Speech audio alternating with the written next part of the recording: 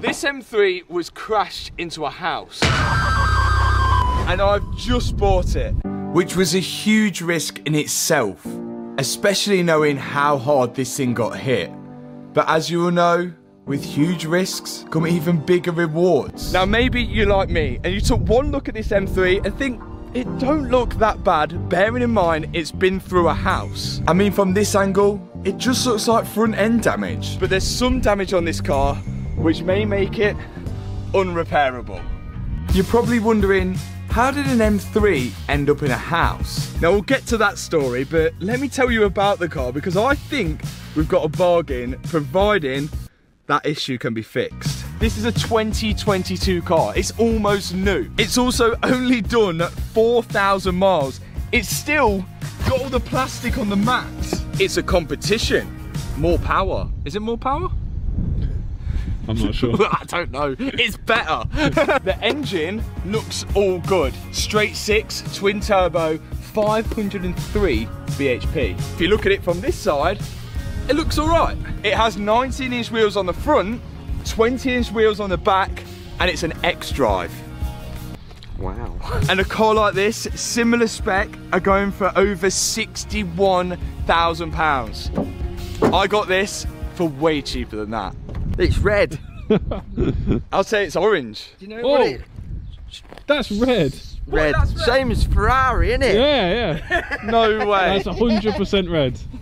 Red. I'd say that's orange. You say it's red, really? It's No, wait. Where's the code? Toronto red. Ah. AKA orange. Now they're the good points of the car. But when you buy something cheap, there's always going to be bad points. Every single airbag has deployed. The rear screen is completely smashed. The front window's cracked. There's damage to this headlight and this headlight. This oil looked like it was in the car. There's damage to the bumper, the crash bar, the bonnet, and the front wing. And there's a minor dent in the rear quarter. Now, I've never repaired anything this bad ever before. This is structural damage, and we still don't know if it is repairable. But I wouldn't have pulled the trigger on buying this car if I believed it wasn't possible. The problem is, we don't know the full extent of the damage yet, and our only way to find out is to inspect it further. So we need to get this car inside so we can start stripping it completely apart. But to get the car into neutral, I need to be able to start the car to put it into neutral. The car won't start, there's no oil in it, we don't know if the engine runs, and to get the car into neutral, you have to go underneath the car to pull down a lever on the gearbox. Now, if you remember when we did the BMW M5, we had to do something similar. Get underneath the car, find the gearbox, and then on that is a lever here which you have to pull down and then zip tie to the prop shaft to keep it in neutral. But that's just pointless, because even if we can get it into neutral, this wheel will not move. It is completely wedged on this quarter. To get it onto the pickup truck, we had to drag it on with a winch. And to get it off, well, that was a whole different story. Even though it is four-wheel drive, the front wheels were still able to roll freely, even with the car being in park. It's just the rear wheels that were locked.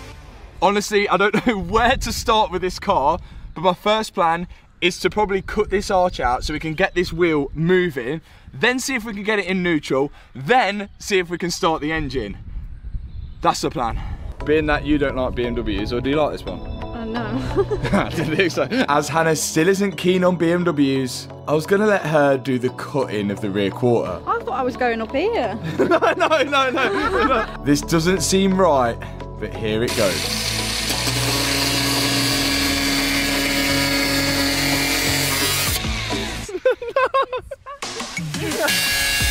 Let the cutting commence. There's absolutely no way that this rear quarter is repairable. It will definitely have to be replaced. So with that in mind, I didn't feel too bad chopping it to pieces. So this outer panel, if there's damage on this normally, the insurance, they probably wouldn't write it off. All of this is replaceable. It's the stuff inside, which is the structure. And we're hoping that, well, it's clearly hit, but it's whether it's twisted the whole car, and that's what we're trying to find out. And as I peel back the quarter, you can see the inner structure of the car now. Yeah, that is not good. That is not good at all, is it? Again, we're not really going to find out whether the chassis is twisted or not until we can get it inside and measured up. Wait until you guys see how I think it's crashed into a house, and you all need to see it as well. It is bizarre. It is bizarre. Oh, don't break it. Yeah. There's an ECU there as well. I was just shopping. Look at the boot floor. Oh my god. Next step, see if we can get it in neutral. Step after that, get it in. Step after that, get it started. I think it'll start. What, have you even all that oil on the floor? Reckon we'll be able to drive it then? It'll start, but not for very long. Oh yeah, do you think we could drive it? Not with the suspension like that, no. Why don't it just jump It might around? go. It'll just crab, won't Why it? don't you just start it here, then you can put it into neutral manually. Oh yeah, and then get it in drive. Well, I could just drive it if we could start it here. Yeah. There's no reason why this won't drive apart from all the oil on the floor. Has it got oil in it? And you can't test it with the car being on. Oh yeah. Now the wheel has clearance to turn, but instead of going underneath the car to try and get it in neutral to push it, we decided it's a better option to try and start it and actually drive it. Problem is, we can't check the oil on this engine. We can't check the oil because there's no dipstick for checking the oil, because for some reason they decided not to make cars with dipsticks anymore. It's something to do with emissions, that, isn't it? Weight saving. So, I don't think there's going to be any oil in it, and BMWs insist for some reason, Matt, check this out, underneath here, see at the very bottom, down there, that's the oil cooler. BMW put them on the very bottom of the car, which makes sense, it's going to get mad aero, but also if you hit a speed bump or whatever, it's just going to perish the oil cooler. So my plan is to go underneath and find the oil cooler feed pipe and the return pipe. I'm going to unbolt both of them from the oil cooler. Does any oil come out? And then find some kind of hose to bridge the gap between the two. Oh, there is. Okay. There's oil in this one. This is gonna do it. This is gonna be our oil cooler.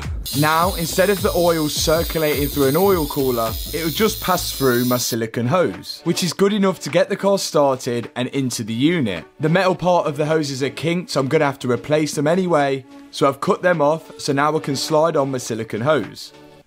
Here it is. Da-da-da. Whoa! So the only way now of finding out how much oil is in it is draining it all out of the engine, but then it's just going to be carnage. I think the best plan is to get power to the battery, get the dash lit up, and the dash will probably say if it's got no oil in it straight away, surely. If you've watched any of my videos before, then you know that usually when the car has a crash, it blows the pyro fuse when the airbags blow, which stops the power going to the starter motor. You'll still get power in the car, but you won't get power to the starter motor. This is the first time I've actually seen a pyro fuse here on the actual battery terminal. So what this is doing is stopping the power going along here, down into this cable, and then this cable is sending the power directly down to the starter motor. So now I'm going to see if I can break open the casing of the pyro fuse to see if there's any way of bridging the gap so the power will get sent to the starter motor. And I've never seen this type of pyro fuse before. So the pyro fuse, all that does, when it blows, it literally pops off like that, and that's why that's a little bit bent. But by doing that, we've got direct power to the starter motor now. Look at that, it's fixed. So by doing that now, I've bridged the gap in the pyro fuse and I can put it back to the positive on the battery terminal. It's almost like BMW knew people were going to crash them. Right, We got power. add coolant, it says, so we got no coolant. Does it say add oil? Oh, I got half a tank of fuel. It also says we have 7,000 miles on the clock, not 4,000. But this all adds to the story later on in the video. Now, my dad's going to add some oil into the engine because we're still unsure of how much it actually has in. And having it a little overfilled is better than having none in at all at this moment. The reason the bonnet is like this is, can you see that, Matt? That thing there is a pedestrian protection system. When you hit something on the front and it hits this pipe here, what will happen is your hinge will blow up from the back, because if you've hit a pedestrian, it will stop them from hitting the head on the engine. That's right. If you do hit something from the front, the hinge pop up at the back, cushioning the blow for potentially a pedestrian. And the only way to fix this now is to replace the hinges and the explosive device which pops them off. There you go. Well, the more you know, hey? If it starts rattling, turn it off instantly. Or if we just go no. I'll just wait for the no. There's two big moments here. One, whether it starts, which I think it should, and two, whether the gearbox is okay. Fingers are crossed. The last thing we need is something wrong with the engine or the gearbox, because that would throw us back massively. Ready? Here it goes. Smooth as anything! Sounds mint. It ran. That was easy! And it was running good. Any oil coming out? Bit of water's been in. Any lights on the dash? A few lights on the dash. Bonnet's open. Oh, it sounds quite. It sounds Oh, that's it. Oh, restraint system. Oh, that sounds good. See if it'll drive. Go and drive. See if it'll go and drive.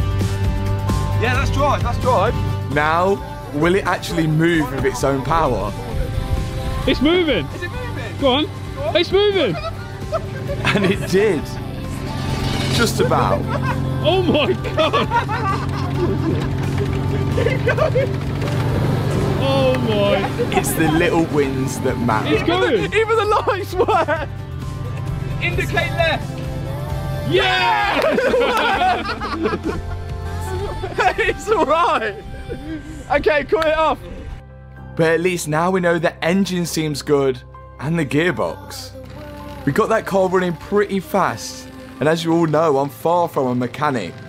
But the experience I've had from the previous cars that we've rebuilt and learnt from has made jobs like this much quicker and easier. Guess it's the experience that does really matter. Now it's time to see if this thing's actually repairable. A lot of people might think that this whole chassis would have been twisted. Now, the reason why I bought this is because I don't think it is twisted. But if it's hit here, and if anything had moved, you'd see it in the roof. Now, the roof's carbon fibre, and it's not broken. There's no kinks here, but if we come over this way, if it had bananaed the car, you would see some form of dent or movement along here. There's no movement here. All the lines on this side look absolutely perfect. The boot looks like it has gone that way, but we found a reason for that. It's because all the hinge up here has all been hit. The only thing I couldn't see when I bought the car is the subframe underneath, and if the subframe has twisted or moved, we could be in for an issue, which means it may need to go on a jig, depending on how bad it is, but we haven't seen underneath the car yet. So first step, get it in the air, and we'll have a look at the damage underneath. Now, one thing you might be surprised to see is that on the car vertical report, the car actually comes back all clean. No mileage fraud, no records of theft, and no records of damage. And I think there's a reason for this, which we'll find out later. Front looks all right.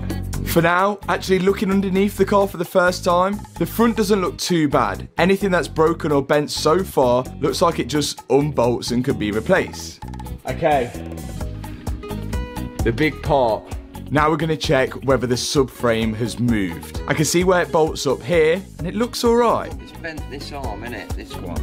Ah, yeah. Ah, that's better. Ah, yeah, there it is. I can now see why the back left wheel has moved, because this rear trailing arm is definitely bent. But looking at where the subframe bolts up to the chassis, there's no evidence so far that there's any movement there, which is great. Here's a rear trailing arm on the right hand side of the car and the rear trailing arm on the left. I can 100% confirm that's definitely bent. And now we're bringing out the tram gauge.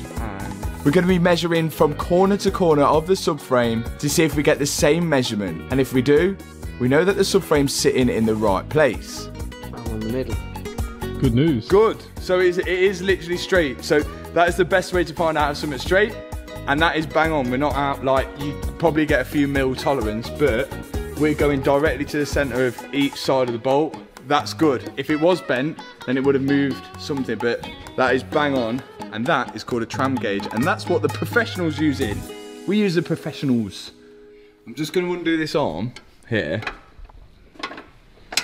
See if you can push it back. And see if it moves the wheel a bit. The wheel's moving. I felt a lot of release there. Yeah, it's moving already. The wheel's moving for sure. Now I'm going to take that rear arm off. Then if the wheel moves back in the correct place, it may just be as simple as one bent arm on the rear. Rear wheel steer. Look at that, it's straight. I can't believe how much it moved. Look at that. It's not rear wheel steer. Did you say that you think we should replace it all anyway? I feel like we should. You don't know what's bent and what isn't bent by just looking at it. Good news, monumental moment. We think this car could be repaired, but we need to now see how much damage is behind that quarter. But how exactly did this car end up like this in the first place? Well, I found this listing before the car was crashed for sale at this place online. And this was the place I actually picked up the crashed car from. You can see the car looks pretty good here, and it's only done 4,500 miles. But it must have drove around 2,500 miles more and then end up in a house. But my first question is, how did someone even manage to drive it in the house? I still cannot get my head around it, and I don't think the police could either. Here's the house. Car entered here. Yeah.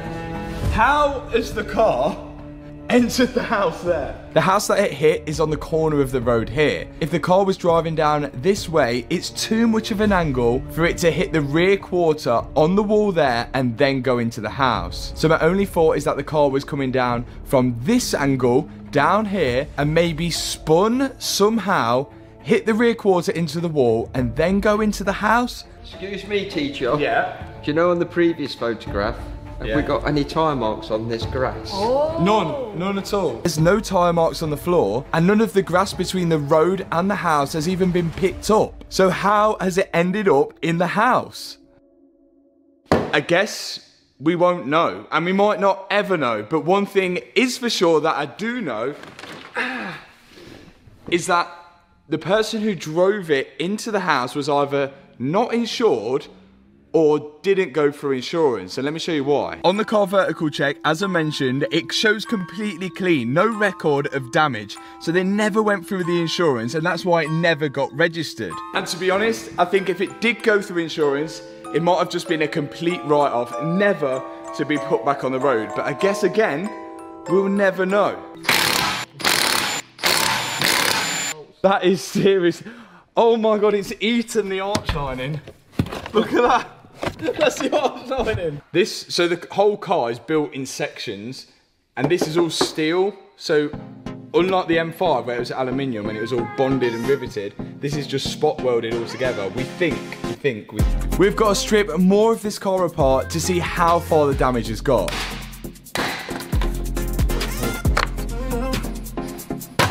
Which means taking apart everything on the rear end. First thing off, the rear bumper. Bit by bit, we're getting there. Everything in the back left is in a pretty bad way, and we're definitely gonna have to replace it. That's if we decide it's repairable. Underneath all this sealer is where all the panels are joined together, so every time you see a bit of seal, it's covering over the spot welds. We've now got to work out how many panels actually need replacing. And with the next step being taking out the arch lining, we found the damage is a lot worse than we thought.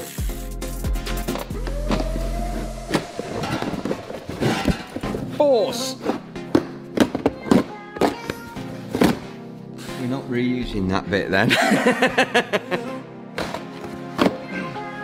Look at this. Look at the winner. Even my dad looks shocked at this one. The whole back end, inner arch lining, and it looks like the boot floor has all been damaged. Now I'm stripping apart the inside of the boot, taking off the wiring and all the amplifiers, which leaves us with this. I don't know if this is right, but I'm gonna cut it. We're gonna see. I'm just gonna go.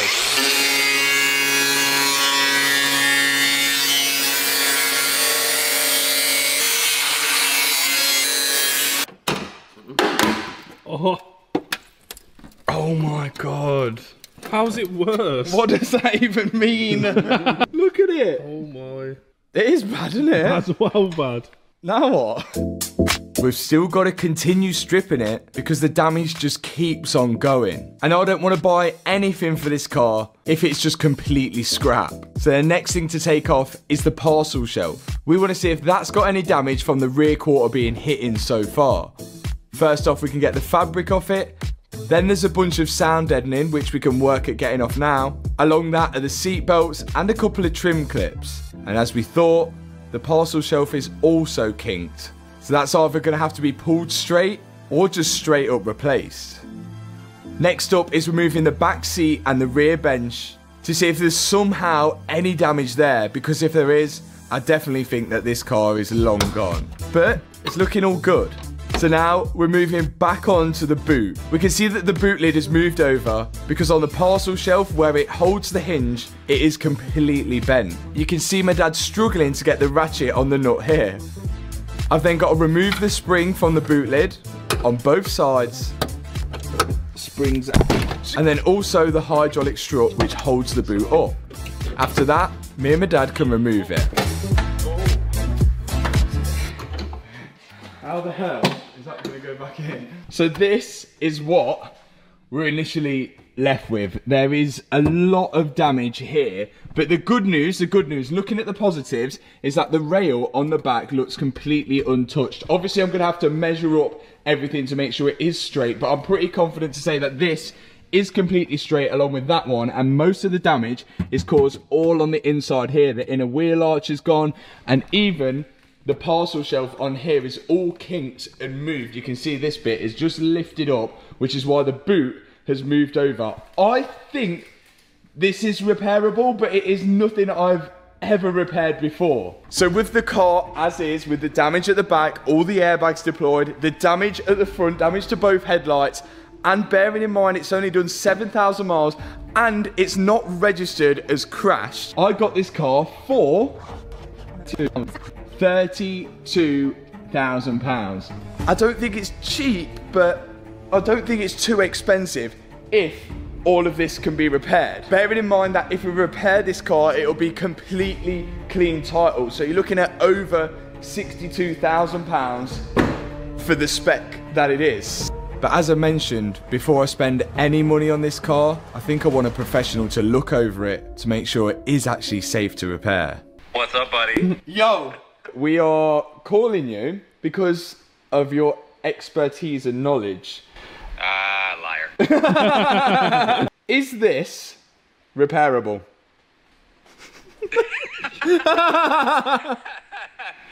By repairable, do you mean like after you cut it out you can repair it, or like fix that? Yeah, I mean, after we cut it out, is it repairable? Yeah, anything's repairable. Which is exactly what I wanted to hear. Now, we can begin work. So all of this can come off with all of these separate little spot welds here. Can you see? Look, spot weld, spot weld, spot weld, spot weld. But I'm not going to start that just yet. We're going to start here at the front and then work our way back because there's still quite a lot of damage that needs to be done. Let's do it. We'll worry about that rear quarter later in the video. For now, let's get this bonnet off. And anytime you have damage to a bonnet on a car, it's always good to replace the hinges as well. Especially on this BMW because it has that passenger protection system. This little device here you can see me pushing down, which pushes the back of the hinge upwards to protect a pedestrian if you were ever to hit them. But to access the hinges, we've got to take off this scuttle panel along with the wiper blades, and now we can get to the system which is bolted to the hinge. Because these are deployed, we're going to have to replace not only the protection system, but also the hinges as well. These hinges, they can actually be reset after they blow off with the pedestrian protection system. And someone said, why don't I do that to just save the money? Well, the thing is, even if I do like slide that down and then hook this back over that little knob there, this hinge, you can see, it is well bent. Like, it's proper, that's meant to be rolled back there. So if we're lining up the bonnet, it's just not worth the hassle. Just get new hinges and stop being a cheapskate. Last time, we tried to work out how exactly this BMW ended up in a house. And this time, we actually have new footage.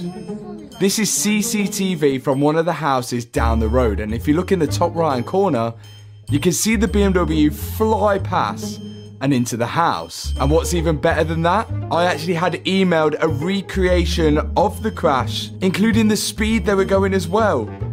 They were going pretty fast into this house. Ah, so that's what happened. Now we've just got to rebuild it.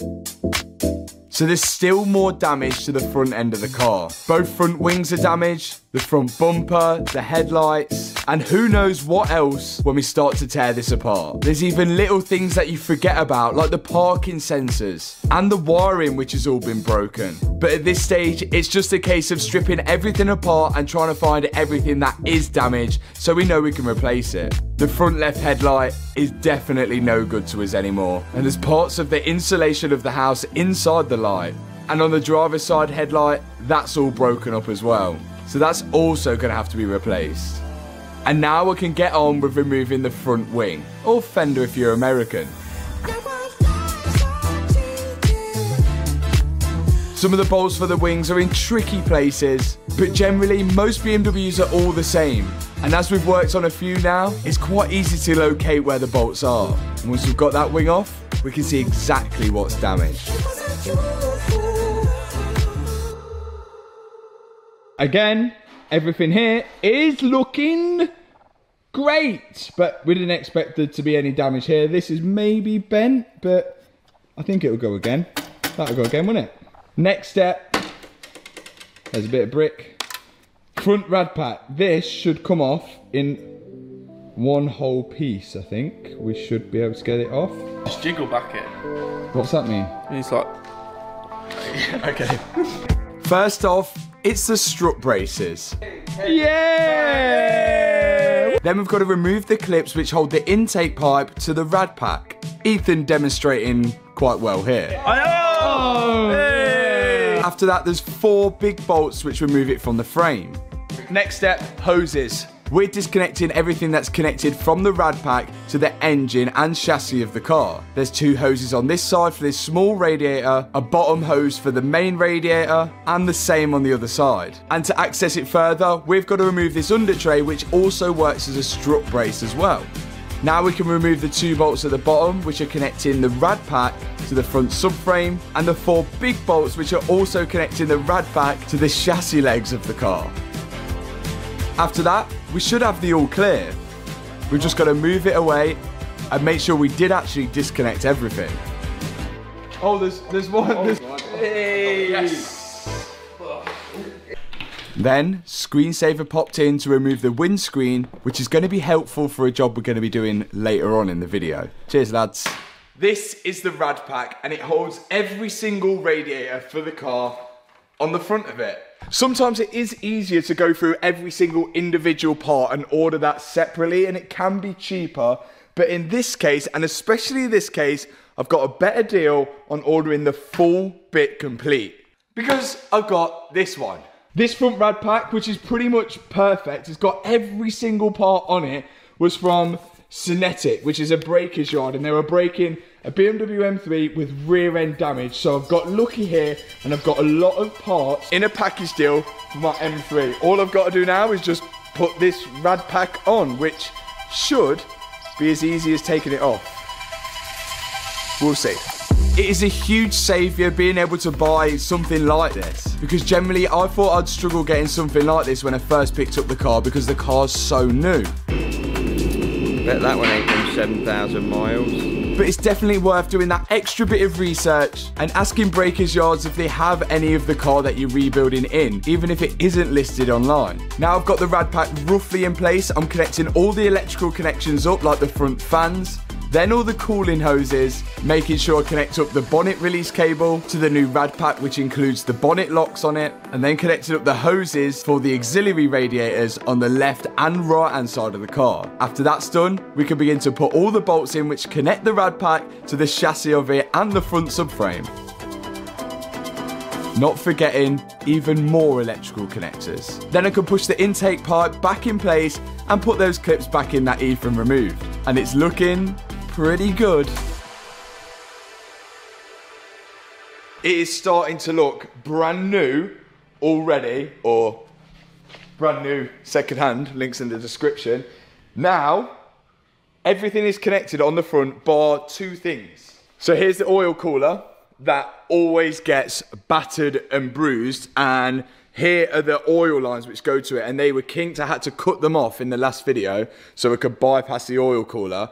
Well, this line actually goes here, and this line here actually goes to there. I need 2 new oil lines which haven't arrived yet from BMW, so we're waiting for them, and that is the last thing we need to connect to get this up and running, and then we can change the oil and make sure it is all good.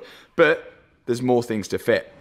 This foam piece goes at the very front of the crash bar here and actually serves a purpose.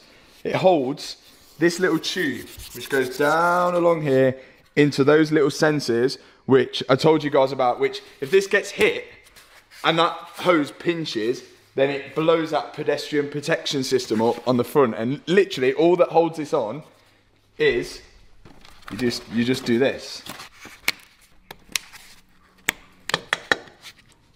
And that is it. Don't kick it. Big moment now. The headlights. Our worst enemy. Chances of these working is very slim. Now, normally what I do with headlights, and I advise anyone to do it, is just check the part number on your own headlight and get the exact same one. There's no point taking the risk, but guess what? I took the risk. 644802.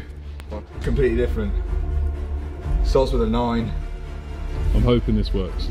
I'm gonna just plug this one in. We've never had good experience plugging in second-hand headlights, but let's see what happens with these second-hand headlights. They were £900 for the pair. Okay, it's not great. I think it's not the most expensive set of headlights I've had, but they aren't cheap. No. See if it works. Big moment. Oh! We're on. No lights. No lights. No, nothing. Nothing at all. No. Fantastic. £900 in the bin. No lights. Nothing. I just wanted to remove the second-hand headlights and put the originals back in just to see if they were working. That's a good test. I like that. That's clever. Aha. That's also painful. And they worked. What's the difference? Unless they're doing just the coding. I could change these, but I don't think these are going to make a difference. I don't think they are. It's worth it for a £900 to try, isn't it? Yeah. So I was down to the last resort of changing all the little ballasts on the back of the headlight. I'm not actually sure this will make a huge difference, but it's just worth a try. It's never worked previously, but that's not to say it won't work now. Swapped over all these modules, but I'm feeling very doubtful because I think all these do is just power up the LEDs. I'm very, very doubtful. But let's manifest.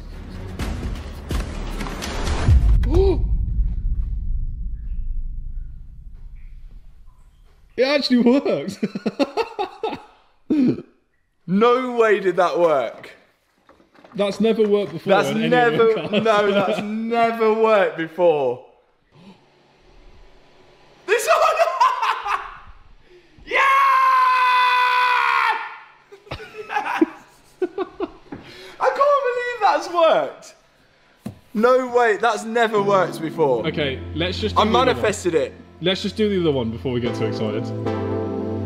I manifested it. You did manifest it. I manifested it. There you go, guys. Manifest it, and it works.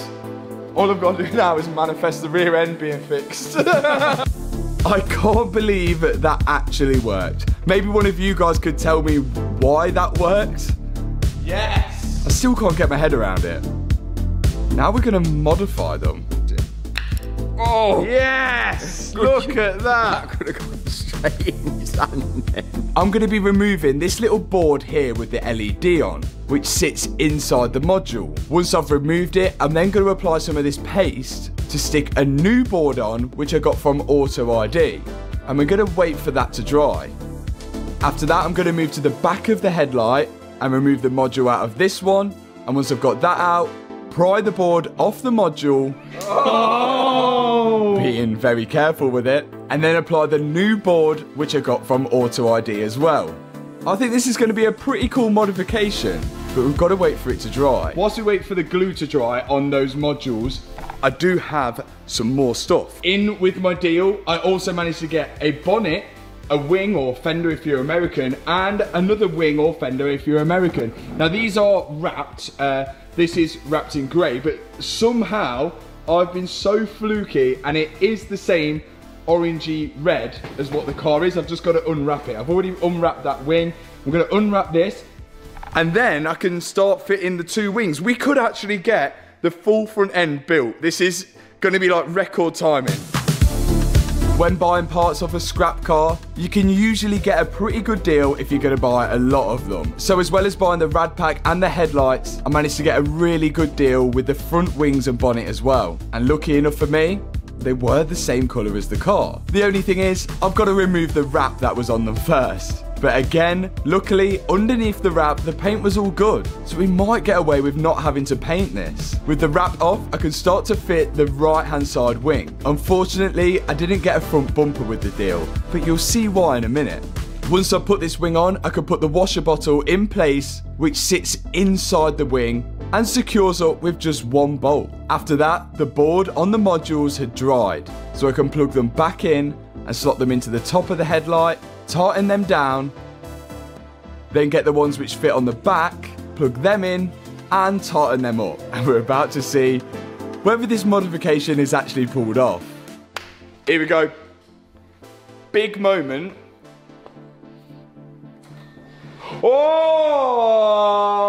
look at, just put side lights, just put side lights. Is it working? Yeah. Oh, that one. Look at that, look. Yellow. I know some people are going to be like, why would you do that? But that looks mental. Yellow DRLs. Oh, and that's cool. Wait. Full effect, full effects, full effects. Oh, look at that. That at night time is going to look sick. Yeah. I like it. Yeah? Good news. You don't love it? Is it legal? Is it legal? Is it legal? Are you the police?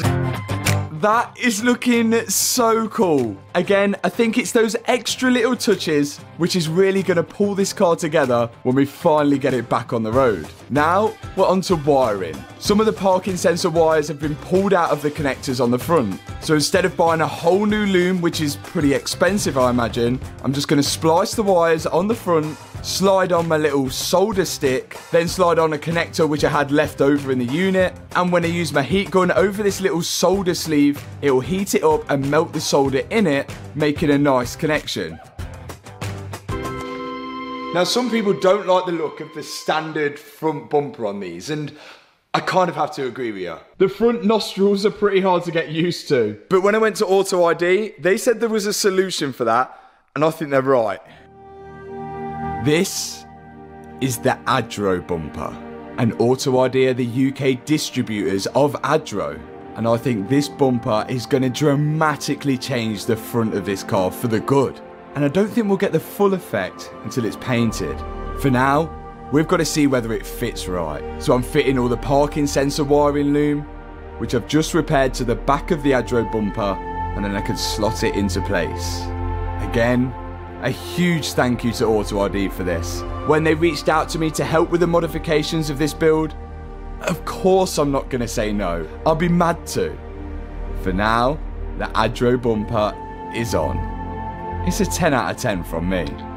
Look at this. That looks savage. That looks unreal. I think that is a definite improvement.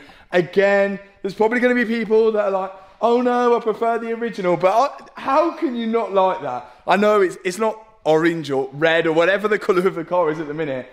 Oh, that looks wicked. That looks absolutely wicked. Introducing more modifications. I wouldn't be me without upgrading the car as well as rebuilding it. So to get rid of those ugly strut braces, we've got some carbon strut braces from Keys or Kiz. I'm not sure how you pronounce it. These are just going to simply replace the old ugly strut braces and look a lot better in doing so. I always like to throw in the odd upgrade when rebuilding these cars just to give them that extra bit of edge to a regular BMW M3. And I'm sure there's going to be plenty more upgrades throughout this whole rebuild. It's a very upgradable car.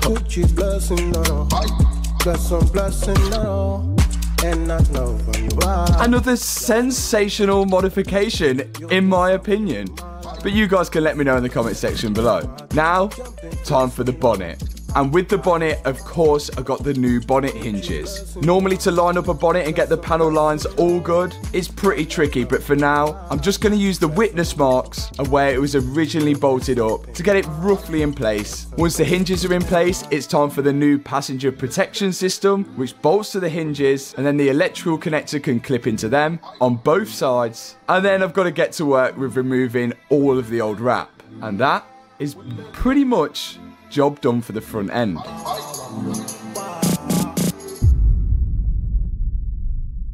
Right, lads from the body shop have come down who paint my cars and they've said that basically what I shouldn't have done is cut all of this out, which is probably right, because the idea is to pull this out with all the panels connected to try and get this line quite nice before I start taking off the quarter panels and everything else. Look at the contraption that they've set up. So it's going to go onto a strong part of the chassis rail over there. The pump goes along here and then onto a strong part of the quarter.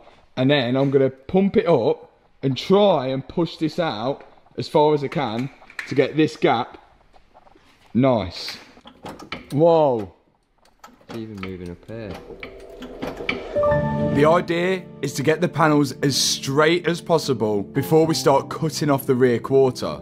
That way we can get a pretty good idea of what part of the car is savable and what part of the car that we actually need to cut off. Also, we're going to get a nice mating surface for all of the new panels which go on. And you can see just how far the car's actually moving when the guys are pushing it around in the back now. And then we'll get a pretty good idea. Look at this. What a difference pulling it makes. I really wish I didn't cut it, but we know now for next time, because that's just, well, it's just really helped pulling the whole panel out. We've got almost a nice gap here. It's a little bit bigger here, but that's because of all of this damage. But now we've actually got room in the back, and we can see which parts are scrap, which have been written on, and then which parts we're going to save. So like this inner arch lining we can save. And now I think we can save this parcel shelf. It's all been pulled out, and by doing that, it means that we don't have to do loads of welding over on this side, which is what we didn't want to do. So now we kind of have made progress here, but that's not the job we want to carry on with at the minute. All of the airbags inside the car need changing. Every single one is deployed, but to do so, I need to be able to open the doors. So I've got to put the wheels on, but that brings me to the rear, and that's why I've got this arm here. Remember in the first video, we found that only one arm was bent on the back. So all I'm going to do is put this arm on, see if the wheel sits straight, put the wheel on, and I should be able to just drive it forward enough so I can open the doors and fit the dashboard. So this is actually going to be quite interesting. First, I still need to remove more damaged trims and heat shields which are at the back. Now we can get full access to that bent arm. I've already unbolted it from the rear subframe. I've just got to unbolt it from the actual wheel hub. And these funny looking washers here are there so we can adjust the toe of the wheel in and out. But we'll worry about them when we come to get the wheel alignment. Now we've just got to fit the new rear trailing arm and get the washers roughly right. That controls the handbrake, and it is broken. Slapped off. So So just got to put a new one of them on. Also, the electronic handbrake is broken. It's only plastic and it's snapped off from the actual caliper. I've just got to unbolt the broken parts off the caliper and then bolt on the new electronic handbrake. All this is a motor which twists the piston on the caliper outwards so it clamps the brake pads onto the rear disc, effectively doing a handbrake's job but electronically. Now I can put the wheel on and I can see if everything is all lining up okay. And from here, it looks alright. Okay, moment of truth. We want to pull this forward. Actually, let's check the tracking. That looks sound. This one, sound. I think we're good. Look how crazy this thing looks. Yeah! Yeah! Oh yeah, it's a little bit pointed in, isn't it? Yeah, that's definitely...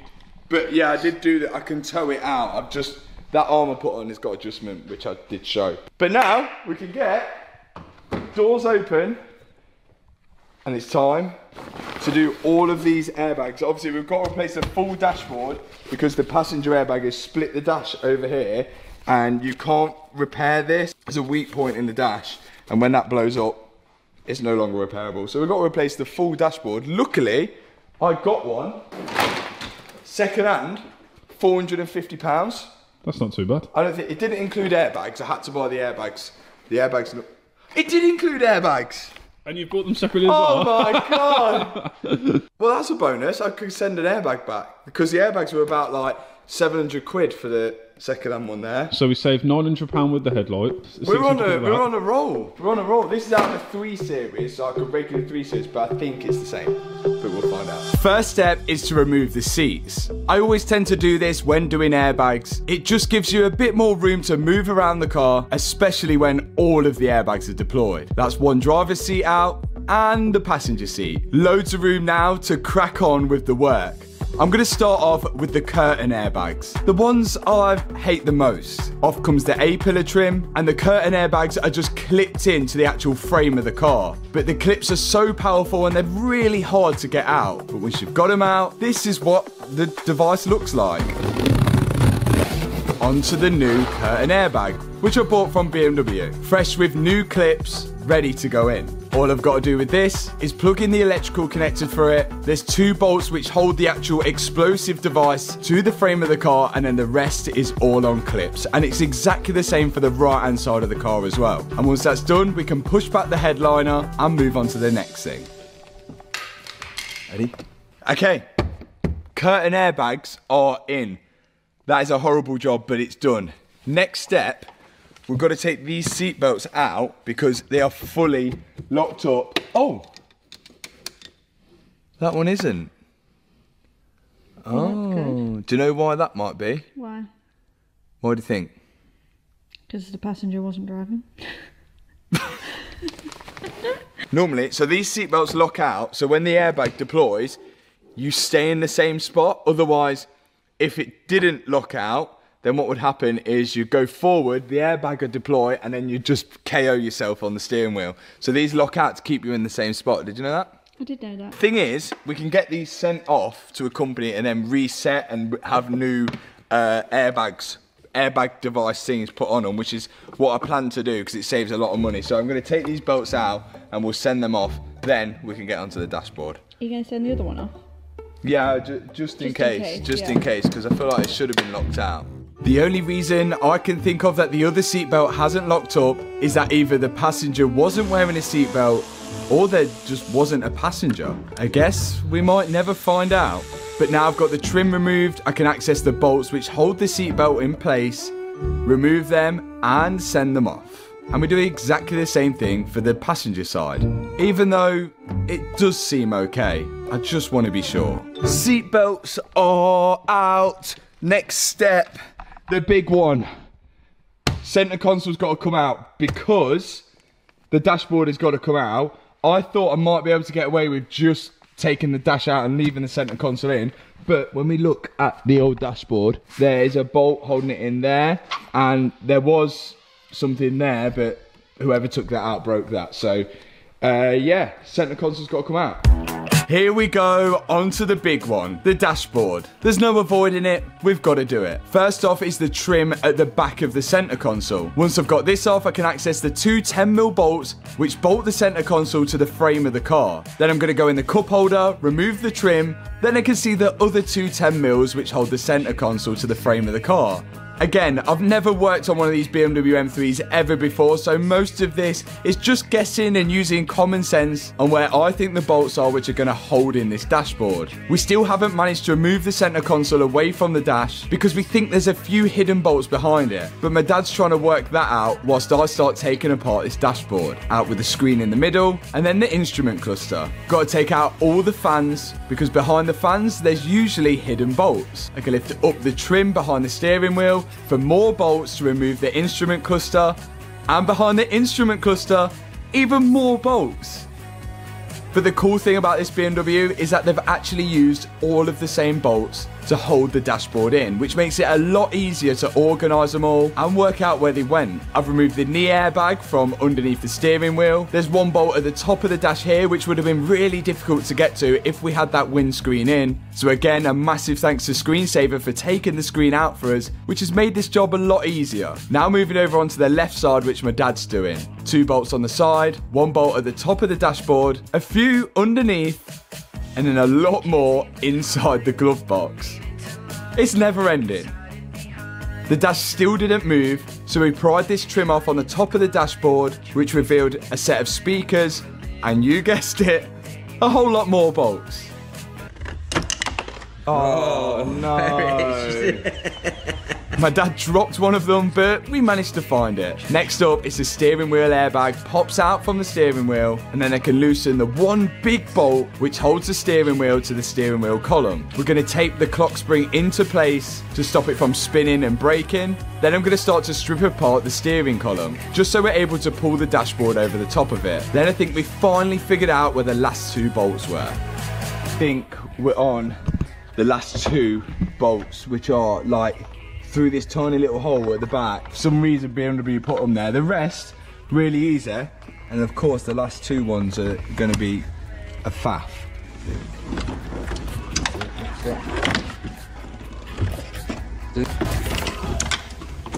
Not much room here. Hey, the dash is out. There's a lot of stuff in here. Bearing in mind we've just taken the full dashboard out, there's still a lot of stuff. Heads-up display, steering column, this whole metal frame. So this is how many screws we're holding on the actual dashboard. If we've got any left over at the end, we haven't done very well. And we do a little score out of 10. Now we're gonna minus 2 off this because the new dashboard has got 2 broken bits off. So if we've got 2 left at the end, that still counts as a 10 out of 10 score, as I see it. Any more than 2, then we've got a problem. Here's the old dashboard, and these are the little bits here which were really hard to get to, and the other guy who took this out on eBay obviously found it really hard as well, that hard that he just snapped them. Oh, he snapped that bit off as well. So we're gonna have 1, 2, 3 screws left over because he snapped them. Nice one, mate. In we go with the new dashboard and the new passenger side airbag. We're trying to do this as quick as possible now, so remember where all those bolts were that we've just removed, and we're doing pretty well. It is a lot easier when 2 of you are on the job. My dad's remembered where the bolts were on the left hand side, and I've remembered where everything goes on the right hand side of the car. It's teamwork. Back in with all the air vents, the steering column trims, and the instrument cluster, which I had to remove a few times because there was other things I had to bolt in first. Here is the airbag. Oh yeah, and good as new. Here's the knee airbag. The knee airbag just goes underneath, well, where your knees go, and there's 2 10mm bolts which hold it in place. As they would say in France, j'ai fini. That means I'm finished. Look at that. And we had 3 bolts left over as predicted. I forgot to film that part, but you're gonna have to take my word for it. It works. Look at all this. The dashboard is lit up. That's lit up. All of this is lit up, that's lit up. It's great, and everything all works. I kind of wish I had the bucket seats in this, but I think the bucket seats are really expensive. But we have smashed this out in a matter of a couple of hours. All the airbags are now in, even the curtain airbags. The only one thing we're missing are the seat belts, which we're gonna have to wait to get back. But there's still more. The oil cooler lines have arrived from BMW. Now, we should be able to get these fitted and kind of finish off the whole front end in one whole go. If only this job was as easy as it sounded. First off, I'm going to drain the oil that's inside the engine, which is easy enough done. And then these two oil cooler lines are in a place I can't even describe on the side of the engine. They were so difficult to get to. But eventually, I got one out, and after fighting a bit more, I managed to pull the second one out. But putting them back in is going to be a struggle. That was a lot harder than I thought. I've had to take down the steering rack, the anti-roll bar, just to get the oil lines in, which you'll never see. They go some weird route all the way up there, and then come down into this oil cooler here. So now, I've got to get these ones on and slot them in. This is going to be even harder now because these are longer, because I've not cut these ones. So I've got to get these ones up into the hole, bolt it all in.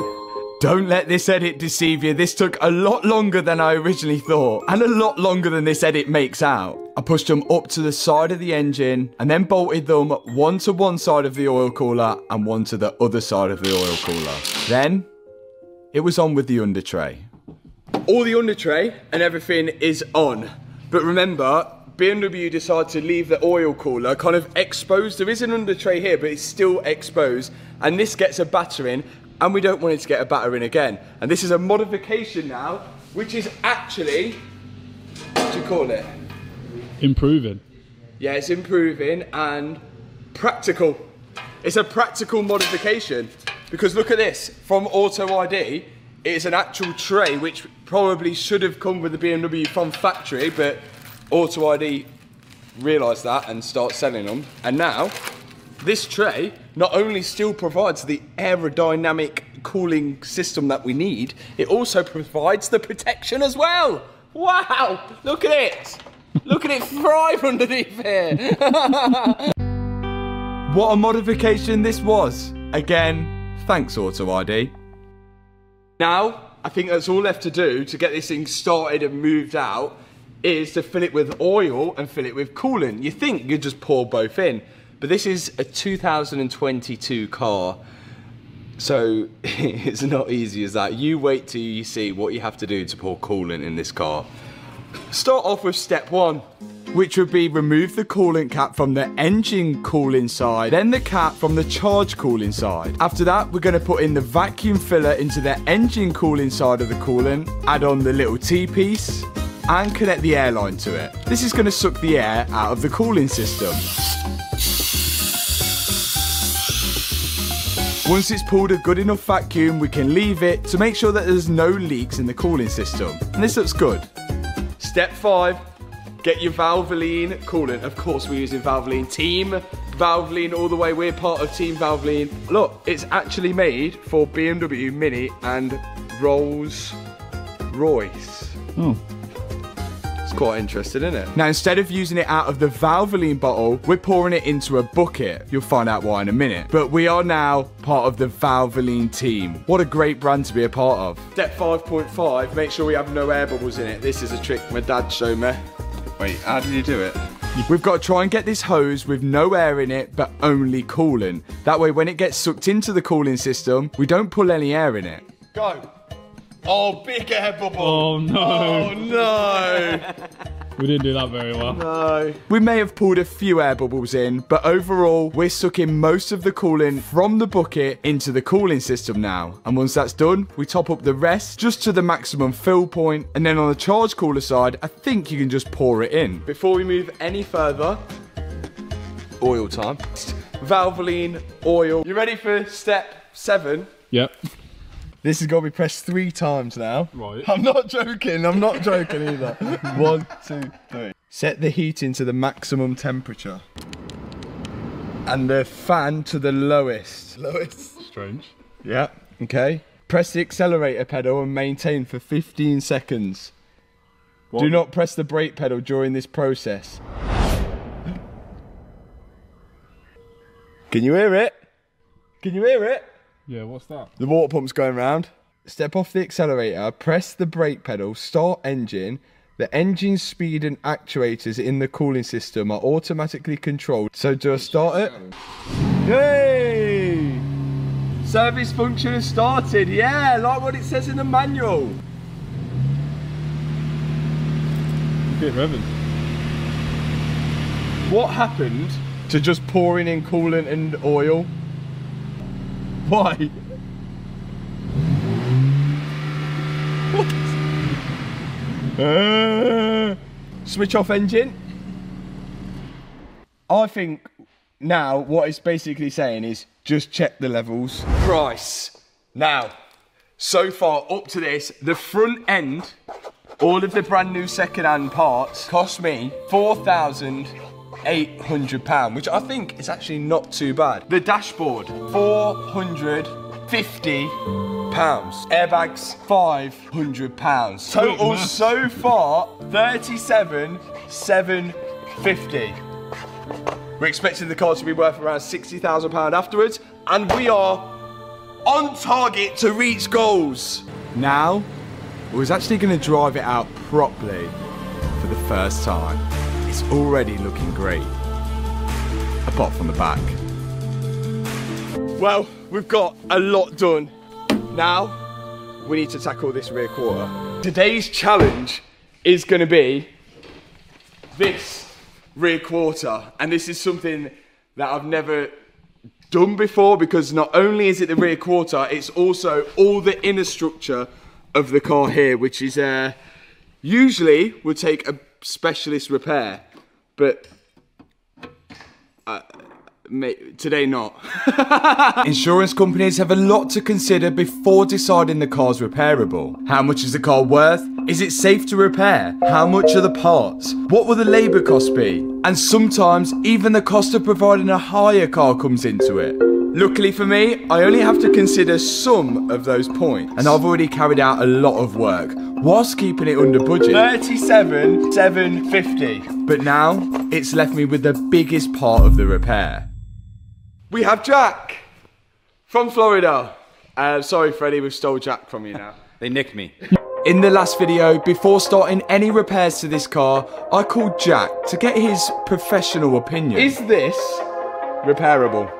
Yeah, anything's repairable. And to be 100% sure we were doing it right, Jack, come over. So basically what you're gonna do is I'm gonna give you something to cut this whole thing out. We're just gonna start hacking out stuff. It's gonna look scary, but it's gonna be 100% better once we cut it all out. 100% better. And that's exactly what we did. I started hacking away at all the damaged parts on the rear, because once we get the outer layer off, we should be able to see the damage inside. My compressor has not got the power to do it. We don't want to grind it, because if we start grinding, it's going to flick sparks all over like the carbon roof. We need to use the compressor, so I think we're going to head to Mallory Performance and use their compressor. And with a bigger compressor, the job was a lot easier, and I got to work at cutting away the rear quarter. Now we can see the full inner structure of the car, and you can see it's built up of loads of different parts. Now we're going to work out what we need to replace and what's safe to keep. There was actually a lot more parts which were damaged, including a lot of the inner structure. So I'm cutting away all of the damaged parts now, but being careful not to damage anything which is worth keeping. Which left us with not much, really. Let's see the fitment. Oh, bang on. Now I've took all the tension off this. This is all nice and wasn't like that before. But halfway there. Look at how different it looks. Mint. Not so mint. Look, whoa, crazy. Whoa, that looks mad. Now we've got a lot of the damaged parts off, it's time to begin work. And first thing I'm going to do is remove the rear door. This is going to give us a lot more access for where we're working, and it's a pretty easy thing to remove. Now we can see even more of the damage. Next up, we've got to get the car in the air, on axle stands, and then I can get underneath it and start removing the side skirt. The rear quarter runs all the way down pretty much to the front of the car, and the side skirt covers a lot of this. So we need to remove it to assess any damages underneath that. And whilst I was doing that, my dad was inside the car starting to remove the roof lining. Because we're going to be doing a lot of welding on this car, we don't want to set fire to anything. And the roof lining will probably be the first thing that sets fire. And with all the interior lights unclipped, we can finally pull the roof lining out of place through the front of the car because we haven't got the windscreen in. Look at all the carbon. Oh yeah. That looks wicked. Now, we still need to get off all this damaged part. And we're going to say from this line forward is very good. And from backwards is very bad. So what we've got to do, but the thing is on the inside, some of the parts are very good. So what we want to try and do is these little spot welds here, we don't want to drill them all the way through because then we've got nothing to weld on. So we've got to try and almost sand off the spot weld so we can break off this part of the body without damaging the underpart. Is that right, Jack? That's correct. How can he hear me with these headphones on? I got X-ray hearing. I need some eyeglasses. That's what they call them in America. Eyeglasses on, and I'm now using the belt sander to just weaken those spot welds. What I'm trying to do is just take off the top of the spot weld and not damage the panel underneath it. And there is a lot of these spot welds which hold the outside panel to the inside structure. So I'm going to be here a long time. My dad's now removing all of the wiring around the wheel arch because we're going to be doing a lot of cutting and welding around there, and all the wiring on the inside of the rear quarter as well. And I'm still at it with sanding down these spot welds. Once I think I've sanded down enough, I'll use this spot weld chisel to wedge in between the outer panel and the inner panel to break away these spot welds. And by doing this, I should be able to separate the outside skin to the inside skin. Not forgetting all the spot welds which are on top as well. This job is pretty relentless.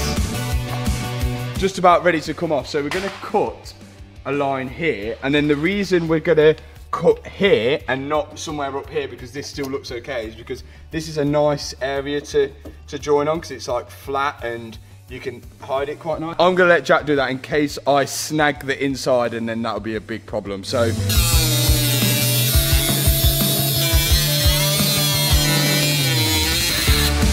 now Jack's cutting the outer quarter panel off, being careful not to cut through and damage the inner panel, because this part of it looks okay. Yeah. yeah. Yeah. Woo. Look at that. Now, there's barely any, oh, there is more stuff we've got to take off. Have we got to take all that off? Oh. Oh. Okay, so now, inner structure. It doesn't stop there, does it? The whole thing's The whole thing gotta go. Because that's all one piece. And this is all this. Oh, wow. That is a lot of drilling. Yeah. This is not an easy job. Oh dear. What's Kevin's blanket? Kevin, they've used a blanket, mate.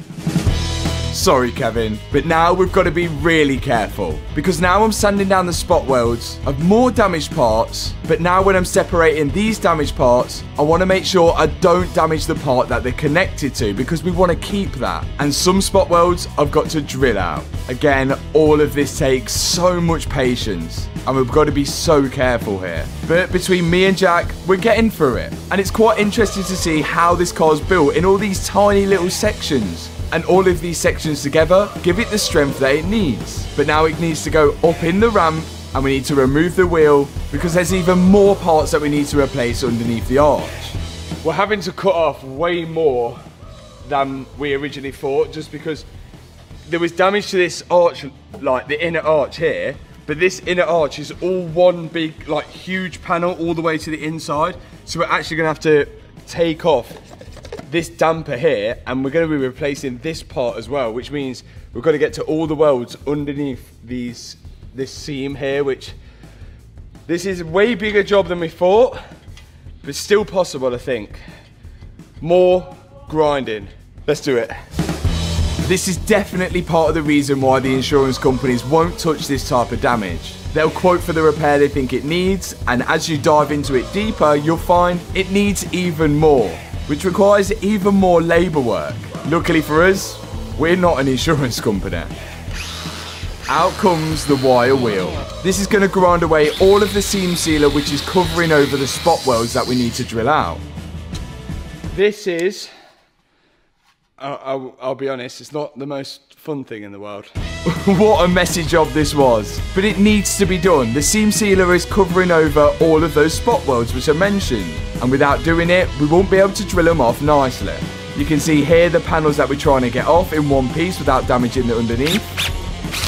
And out comes the drill to drill out even more spot welds. I even had Liam come in and help me with it. This thing was a huge job with hours of labour.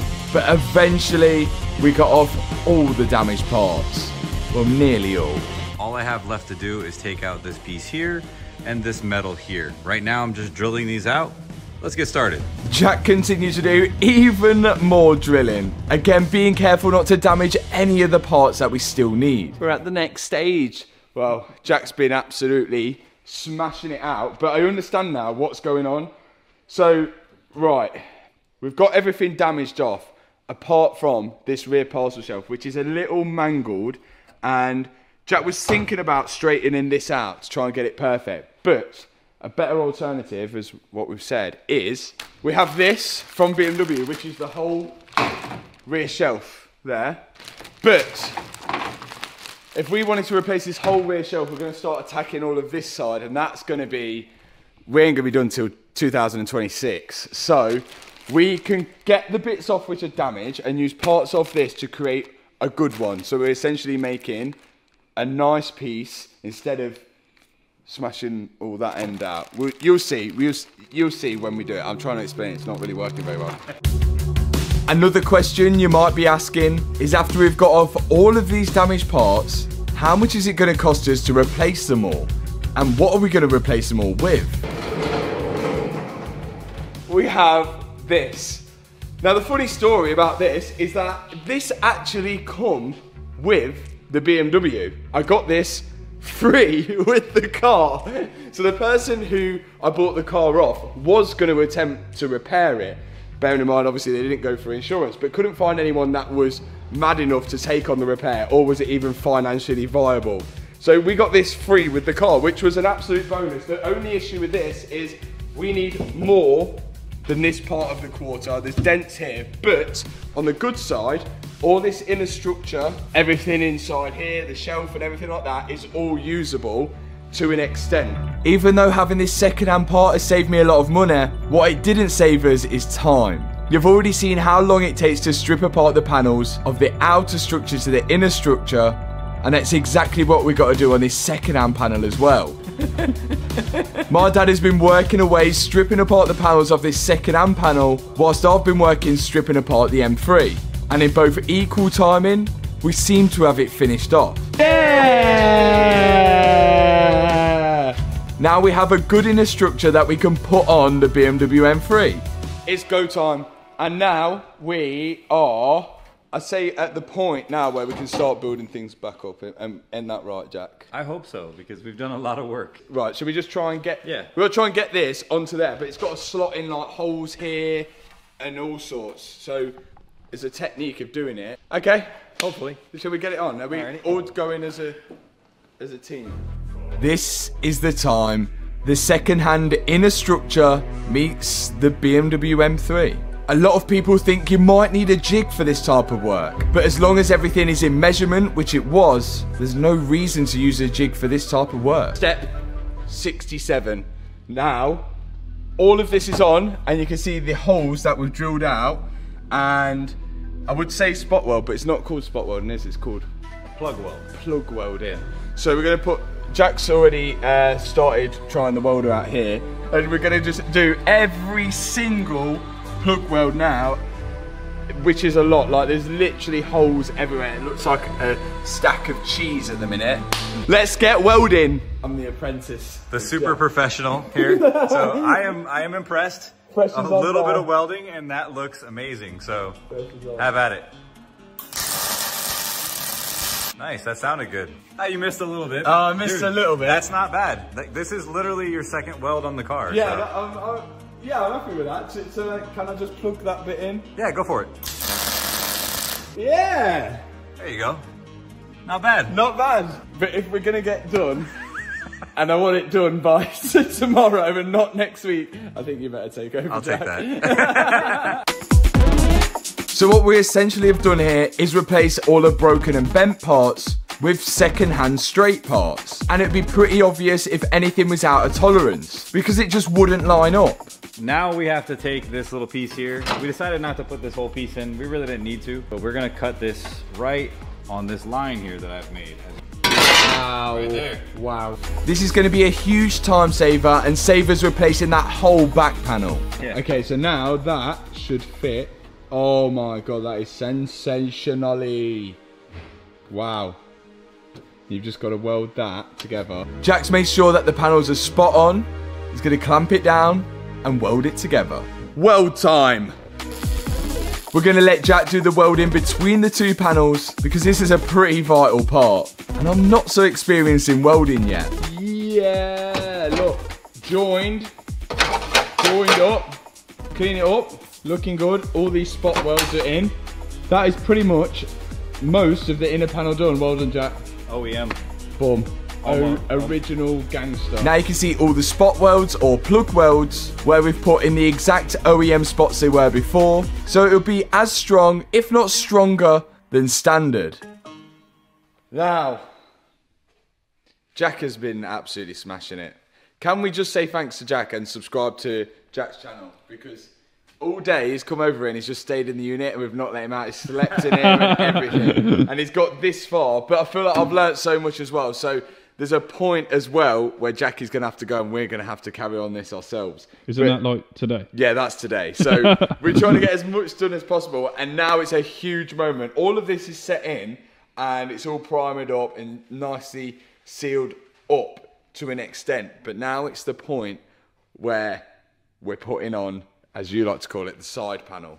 No, the side piece. The side piece. Called what? Sarah. Sarah, the side piece is coming out. Look at this. A subscriber sorted me out with Sarah, the side piece. Sarah looks good. So a subscriber messaged me saying he's been trying to sell this for ages on eBay. Not sold it. I don't know why. I mean, there must be a handful of people that really want this.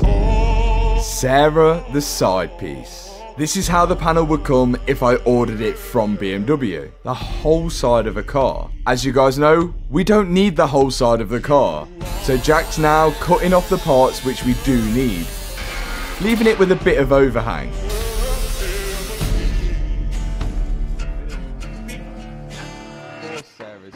Whoa! Fit. Oh my god! Look at that!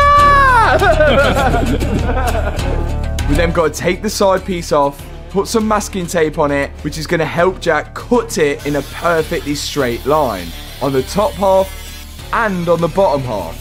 Then we can put the side piece back on the car, overlay it onto the panels which are already there, mark them up, and once Jack has made his mark in the top half and the bottom half, we can then take the side piece back off the car again, and it can make a perfect cut in both of them. This is going to ensure that we get a nice line up between the side piece and the original car. Is that interesting? Now when we put the side piece back onto the car, you can see it lines up perfectly. Well done, Jack. We couldn't have done this without you. Now before we do any welding, we're going to put the wheel on, lower it off the ramp, get the door, and put the door on as well. We need to make sure everything lines up. Look at that. Including the boot as well. And instead of having it on the ramp, we've lowered it to the floor to make sure none of the panels are flexing anywhere. The only thing which was slightly off was the boot lid. So we had to make a few more adjustments, but After those adjustments, Look at that. we got it pretty much spot on. With us being confident that it would fit, the side piece comes off. Go!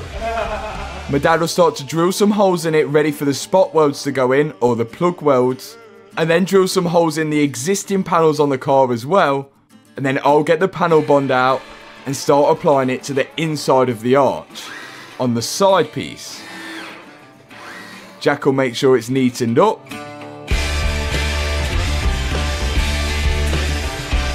Then I also apply panel bond to the inner arch on the car at the moment. This is how it's done from factory. We can then put back on the side piece for the final time, and the next step will be to weld it. Hello! It's the rear quarters on. We're gonna get Jack to do this weld here, because I think that's gonna be quite vital if we mess that up. And then after that, we can do all the spot welds, clean it all up, paint it, and start putting it back together. I think that's it. It's almost fixed. Yeah, it's almost there. It is literally almost there. Yeah. Sarah is doing bits. Let's do it. Why are you putting that on? That's for Jack. You're not welding. I'm watching. Jack got to work with joining Sarah the side piece to Michael the M3, I guess we can call him. And after he'd finished, they'd almost be joined as one. Now, guess what we've got to do? More welding, I'd assume. Yeah, more welding, yeah, you're correct. So now we've got to weld all these little holes which Jack's left us to do. Then we've got to clean it up, and then well, you'll see.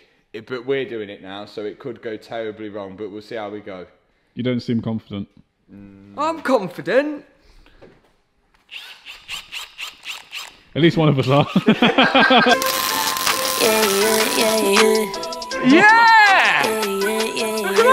We were left to our own devices now. It was down to me and my dad to get this quarter panel on and get it on safely without messing anything up. Took a living woman and turned her into stone. I guess I should be thankful. And so far, I think it was looking pretty good.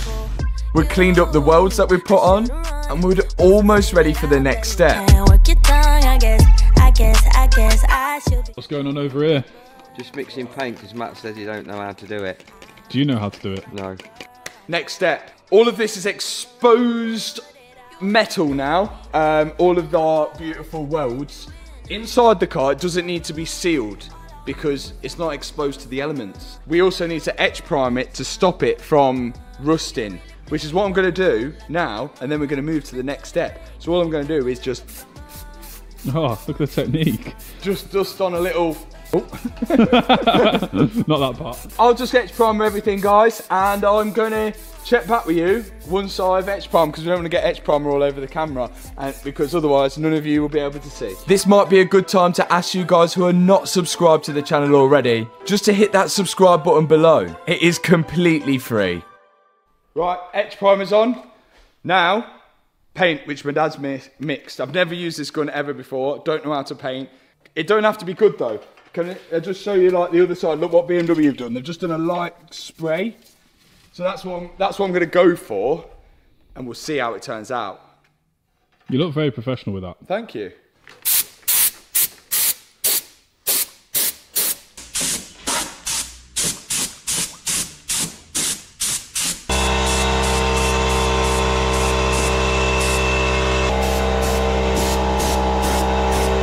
I think we smashed it. Right. BMW paint, look. Like that. Our paint. I think actually it's better. I think it's not actually that bad, to be fair. Bear in mind, you're never going to see that. It's all going to be covered up with all this insulation and that. But the fact that we've got a base coat on there is a 10 out of 10. Then, there should be no painting from now on apart from painting this, which we're not going to attempt that because like, that was just poor workmanship by us. Anytime a panel joins between one panel and another panel, it's got this seam sealer on. I failed dramatically at the BMW M5. But I've been taught how to do it now, and I think I'm going to give this a shot next. And this is all my masking up, because that's what I didn't do last time. Mask it up, run the sealer down, try and make it look as OEM as possible. Bearing in mind, a robot did this. Every bit where the panel joins, we've got a seam seal. I guess let's do it. Let's go. So I'm hoping now the second time of me attempting to seam seal panels, I get it a little bit better this time. I'm using a brush on seam sealer and it looks quite messy at the moment, me just brushing it on, but I'm hoping when I pull the masking tape off, it should finish quite nicely. I'm trying my best to get the same sort of texture as the OEM seam sealer, but most importantly is just making sure that the panels are actually sealed. It's more important the sealer actually does its job rather than looking good. And do you know what? I don't think I've actually done too bad. Yes, it could be better and there's room for improvement, but it is a lot better than last time. And what I've done as well is masked up the area and then give it a lick of paint underneath. And I am pretty happy with that. Bearing in mind, all of this is going to be covered up with arch liners, trims and sound deadening. You can see there has been work done, but I don't think it looks like bad work, in my opinion. And with all that done, I can start putting back all the wiring and the sound deadening in the interior and guide all the wiring loom back into place and start installing everything back to where it should go, like the amplifiers in the boot, which luckily survived the accident. Both amplifiers are now back in the rear quarter next to the boot, and after that I can now put back in the battery. I slot it in place, put all the trims and accessories on it, lock it down, and we're on to the next step. Pyro fuse. Now on this one, on a lot of cars you can get away with cross-referencing pyro fuses, because when you go to a main dealer they'll try and make you buy this whole line and everything like that just for the sake of a pyro fuse, which you could probably get for like £15. The issues with this pyro fuse on BMW, it's a sealed unit and it's in like that, and when the explosive goes off it pops it away. The pyro, and then when it pops it away, it takes power away from the starter motor, so you can't start the car again after it's been in an accident, just in case there's oil everywhere. Now, unfortunately, I had to get one from BMW, £116 plus VAT, because look, it's a sealed unit. I can't actually buy them from anywhere else. It's a sealed unit. It's got all these cables with it. There's no way we can cross-reference it. It's £116 is quite expensive just for effectively a fuse, and we didn't even need these cables. But now, at least we'll be able to start the car. So I've got to fit this, and we should be able to start the car without jumping that pyro fuse. Let's do it. Part of the cabling disconnects from here, which I assume just goes to the body electronics. That goes down, connects to the battery, and then there's another cable which sort of connects at the bottom, which sends the power directly to the starter motor. With the pyro fuse bolted on, you can see the connection here going to those two wires which will go straight to the engine and connect to the starter motor. Now we should be able to start the car no problem. After that, I can start putting in the rear shock absorber. This is pretty easy to do. There's just some bolts holding it to the rear quarter and one bolt holding it to the rear arm, remembering to put back all the wiring where it came from. Now, onto the under trays. A bumper holder on her goes in that, does it? And, oh my god, it's sensational. In the bumper bracket as well goes this, and this is a sensor for what I believe is lane assist. I think it needs to be calibrated, but that slots in. Yeah, I think that sits behind the bumper and it helps you for lane assistings. Now I've got the bumper holder on her bolted to the side of the car, I can start to fit the second-hand rear bumper which I got from a breaker's yard. But we're just test fitting it at this point to make sure it lines up. It's in. Ooh, look at that. Yeah, look, that's in there. I think that should come out a bit like that when we've got all the brackets on. And now we know it actually all lines up, we can take it off and start adding even more of the bumper trims which go underneath it. And with them on, we can add the rear crash bar, which again survived the accident, and then put in the brand new second-hand rear light I got. Going on for real this time. Yeah. Next up to see if it lines up, the boot or the trunk, if you're American. We did test this all out before welding, but we was just worried that after doing all the welding, there might have been some movement in the panels.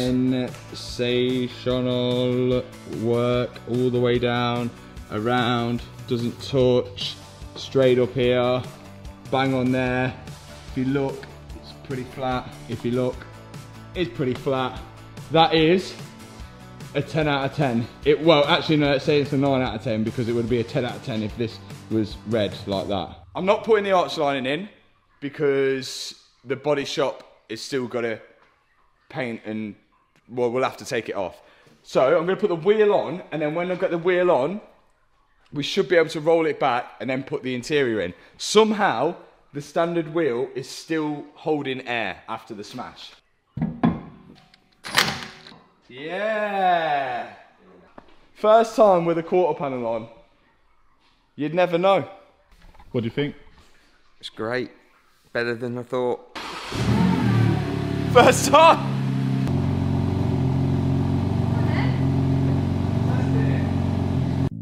This is looking so good. I can't believe we actually have a quarter panel on and we've managed to repair all the inner structure as well. But we don't want to celebrate too early.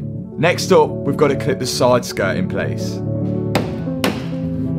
Dialed. Then I'm going to be taking out these seats because I bought myself a little treat which you'll see. One BMW M3, and these the comfort seats. Yes. Yeah, wait a second. Oh, I can't recline it, it's not plugged in. With the seats out, I've got more room to put the roof lining in place. We can slide it back through the rear window, make sure all the electrical connectors are plugged in, and clip it to the top of the roof. Then we can push in all the OS handles, as we like to call them. I hope I fit these OS handles properly. After that, screensaver popped down with the brand new windscreen. Because we've got all the airbags in and we've done all the work to the dashboard now, it's about time we put in the new windscreen, which just fits perfectly. Now, I'm onto the rear parcel shelf. Sound deadening goes in first, then it's held down with these plastic screws.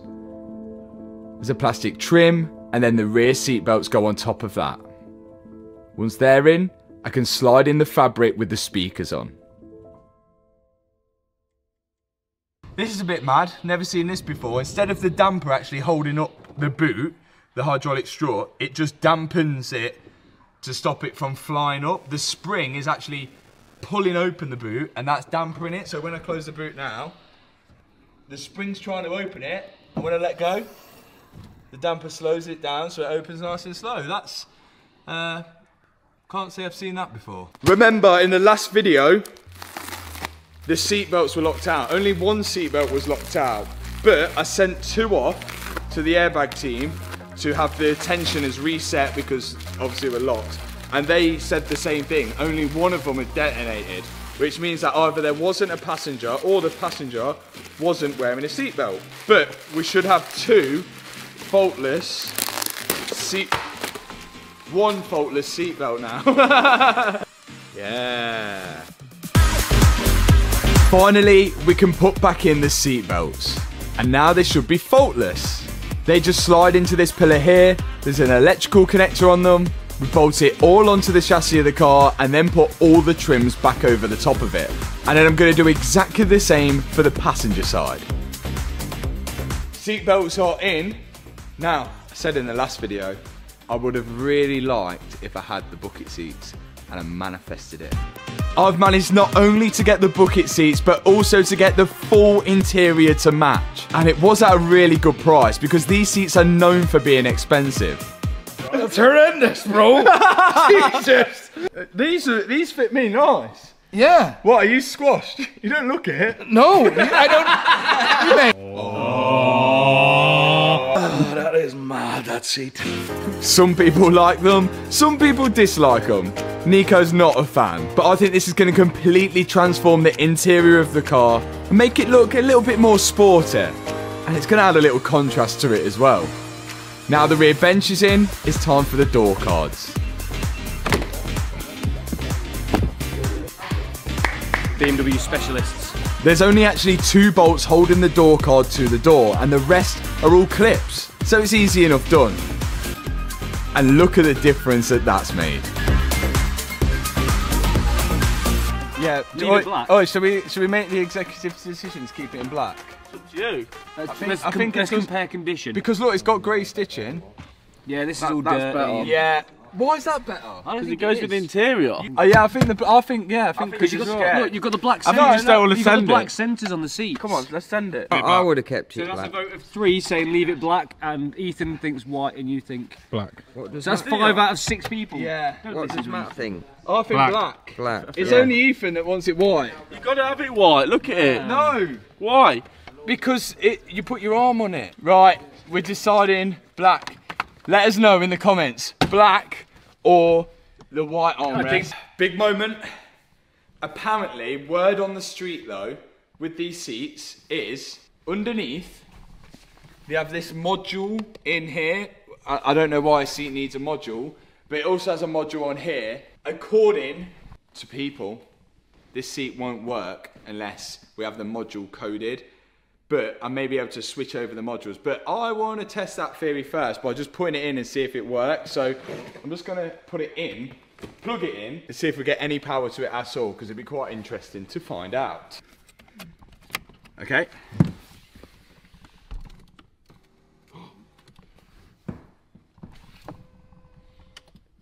So it works. It was a lie. Good job we didn't do it, and it's a good job we tried first. Easy as that. And it actually works. Look, the black, that works, I think. The black armrest with that, I think that works.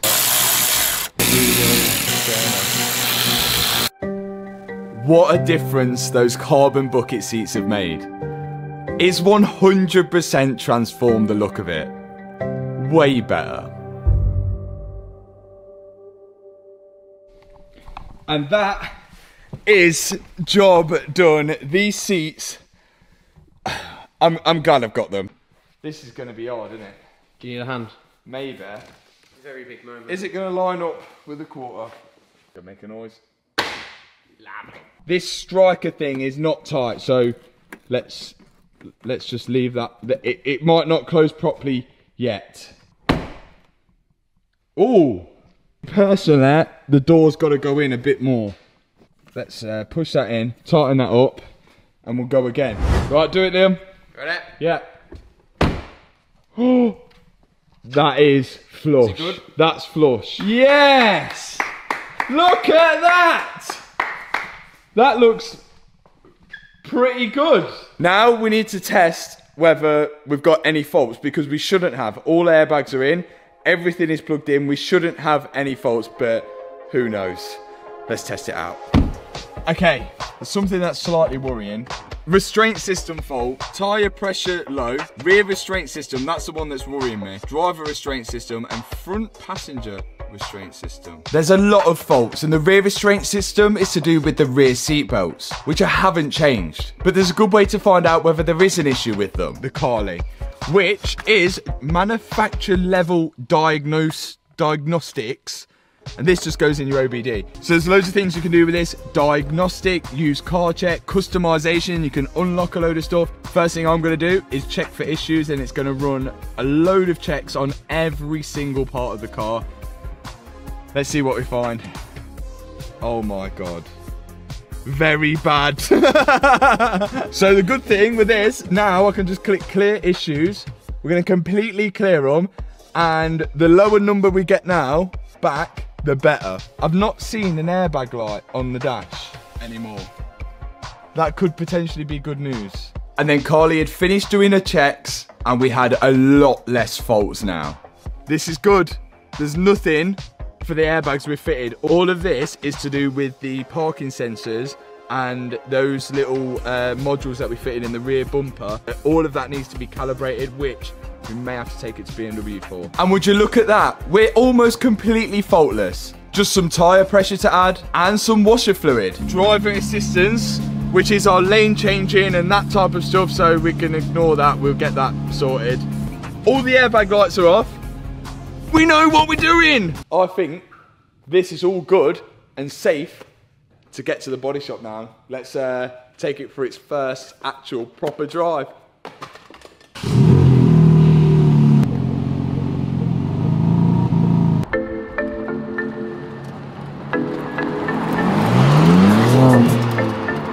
We've done pretty good.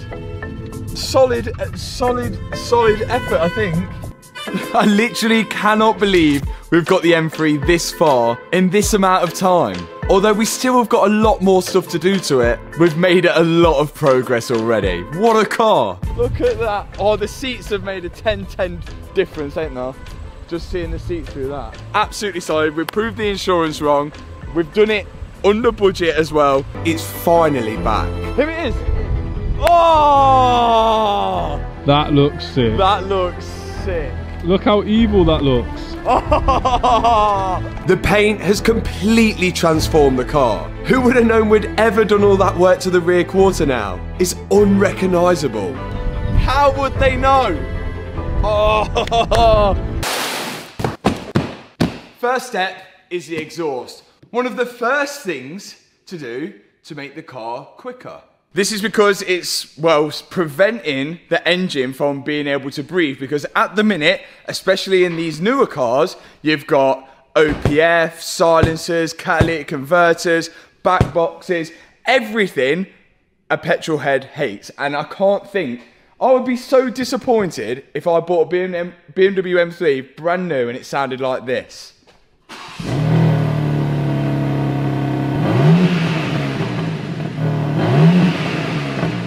BMWs aren't known for sounding like amazing anyway, but that just sounds like a mouse whispering.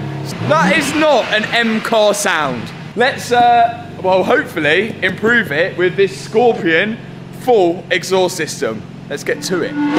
So the goal here is to get all the exhaust gases out the engine as quickly as possible. And on this exhaust system, there's a lot of things in the way. And on the aftermarket exhaust, there's not going to be. First job is to start taking off the old exhaust system. I'm going to be unbolting the hangers from the actual chassis of the car, and there's plenty of them. And I'm hoping we can lower down this exhaust as one complete kit. I've just got the sensors to undo on the OPFs. And the last thing holding it up is this little strut bar here. And once that's out of the way, we can lower it down. It's gonna fall. Oh! Oh! Yeah. That worked quite well. Oh my god, we're dialed. Dialed? What's that supposed to be? The old exhaust system is now off. And look at all the boxes that are in there. That's getting thrown in the bin. What does it get? Thrown in the bin. What does it get? Thrown in the bin. Our next step is to move to the downpipes. These are probably going to be the most restrictive parts of the exhaust. There's two of them. One bolted to each turbo. Remember, this is a twin turbo car. But because both of them are bolted to the turbos, they're pretty difficult to get to. And we've got to remember to disconnect the lambda sensors. One before the cat and one after it. One cat. And we're just about getting away the second downpipe. Strength. Yes. Disconnecting the last lambda sensor, and we're out.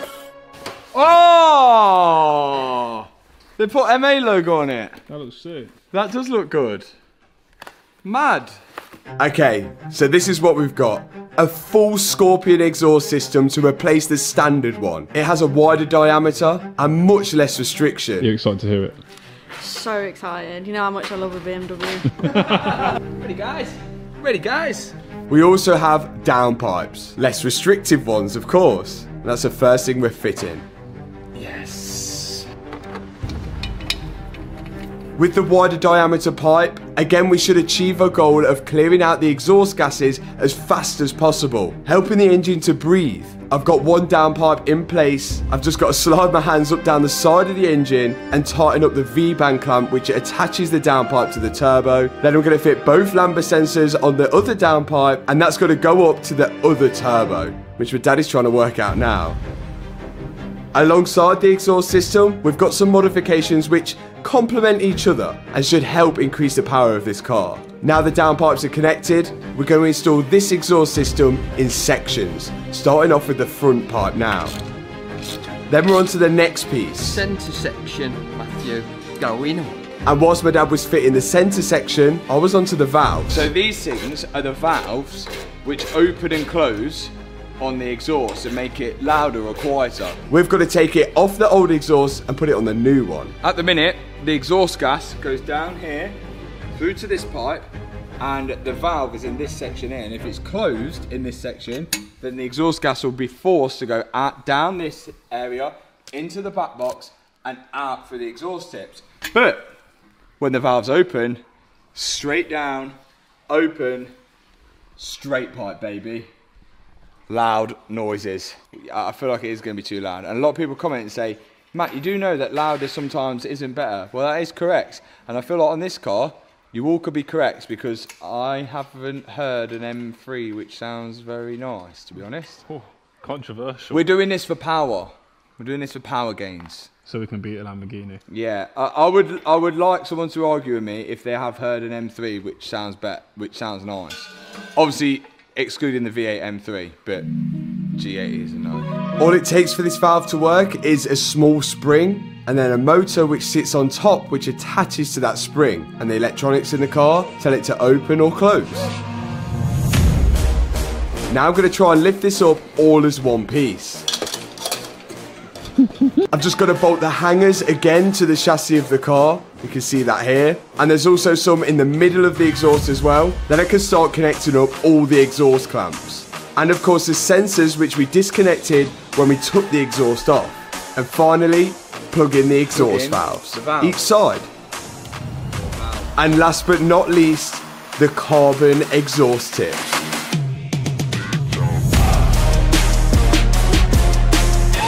And now, the exhaust has got its full upgrade.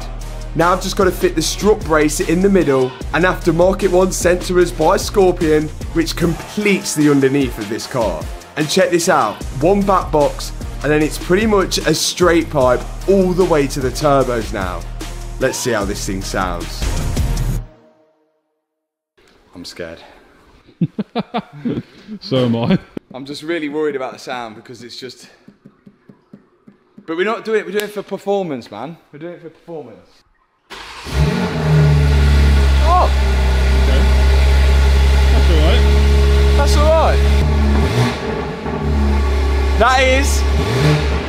valves closed. Valves open.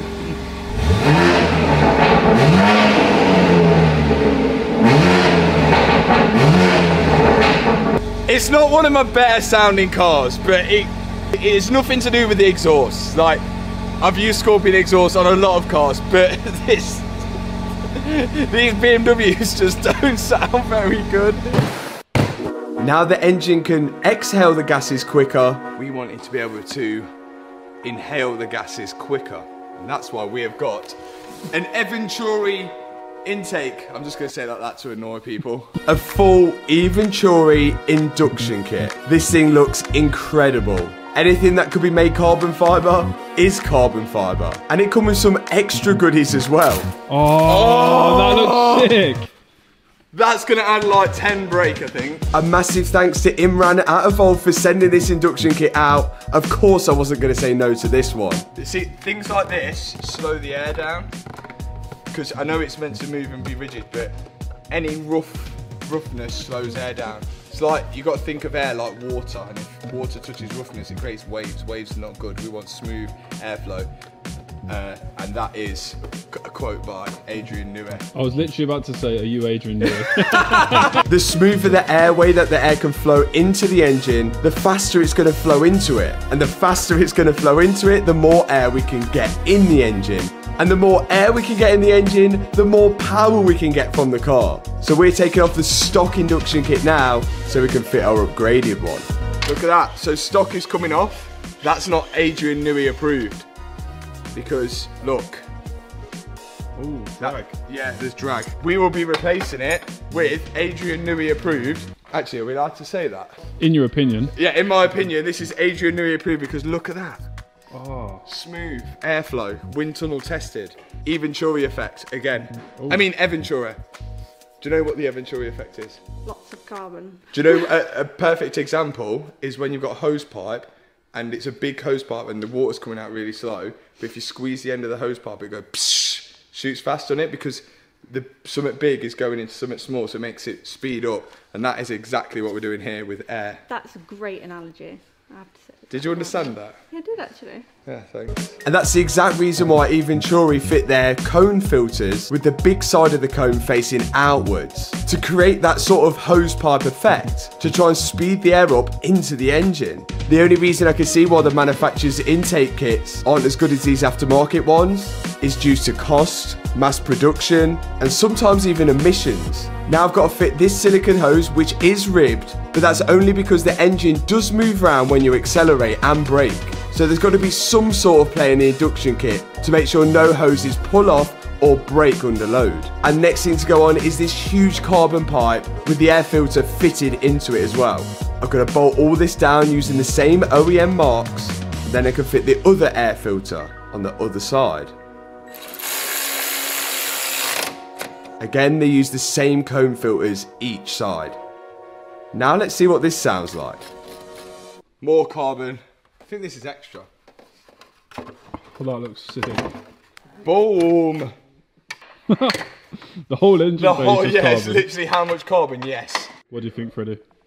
This is dope. This is really, really cool. So not only has this induction kit completely transformed the engine bay, we should have a pretty big increase in power as well. But before we find that out, I want to hear what it sounds like now. Let's hear the noise. I don't know if it's going to make much noise revving. I think it's going to be more like underloaded here, this. But we'll see, we'll see. Ready? Ready?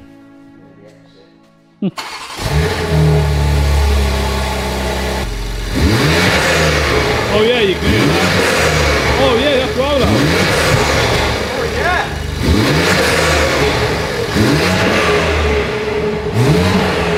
Whoosh! Sounds lovely. Oh, you can hear the suction on that. So it makes noise. It definitely makes noise. Okay, are we on to the next performance modification? What's the next performance modification, Matthew? Let me show you. Now it's known on the G80 M3 that the ride height at the rear sits pretty nice, but the front on the other hand sits quite high. You could fit a small child in there, but we've got an answer for both. Big shout out to Auto ID for most of the mods on this car. This is MSS springs for me. These springs replace the stock springs with the adjustable ones. That means we can adjust the ride height whilst keeping the stock damper. But to show you guys the differences, the first thing I've got to do is remove the stock suspension. This electrical connector here going to the stock damper is used for the adaptive suspension. The computer will tell the suspension when to be stiff and when to be soft for comfort. And we're going to get to keep that with these springs. This is a quarter drive ratchet, aka hub spreading tool, and it always fits perfectly in between the shocks like that, and then when you turn it, and that's going to spread the hub so this comes out now. Once the hub is spread, you'll be able to push with downwards pressure and wiggle the whole hub assembly from the shock absorber. Downwards pressure. Downwards pressure on the hub. That's upwards pressure. Yeah, but upwards pressure's working. Yes! That instruction manual, that gets thrown in the bin. With no help from the instruction manual, I finally got the shock absorber and the spring out. Now all I've got to do is separate the spring from the shock absorber. Don't try this one at home. Yeah. Ready, guys?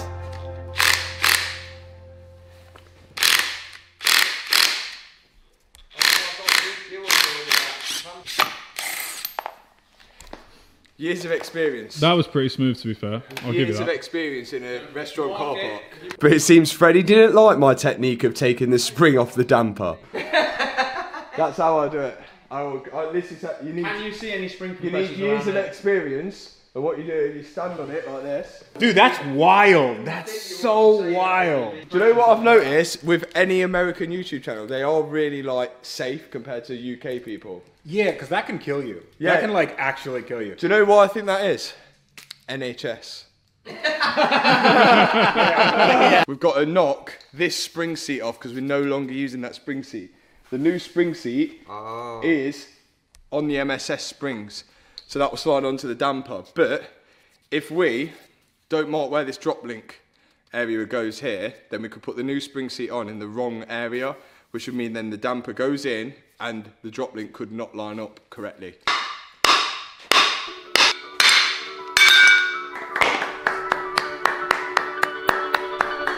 Now it's on with a new spring seat, which we need to slide onto the damper in the same place the stock one was in. Knock that one down. Then this goes on.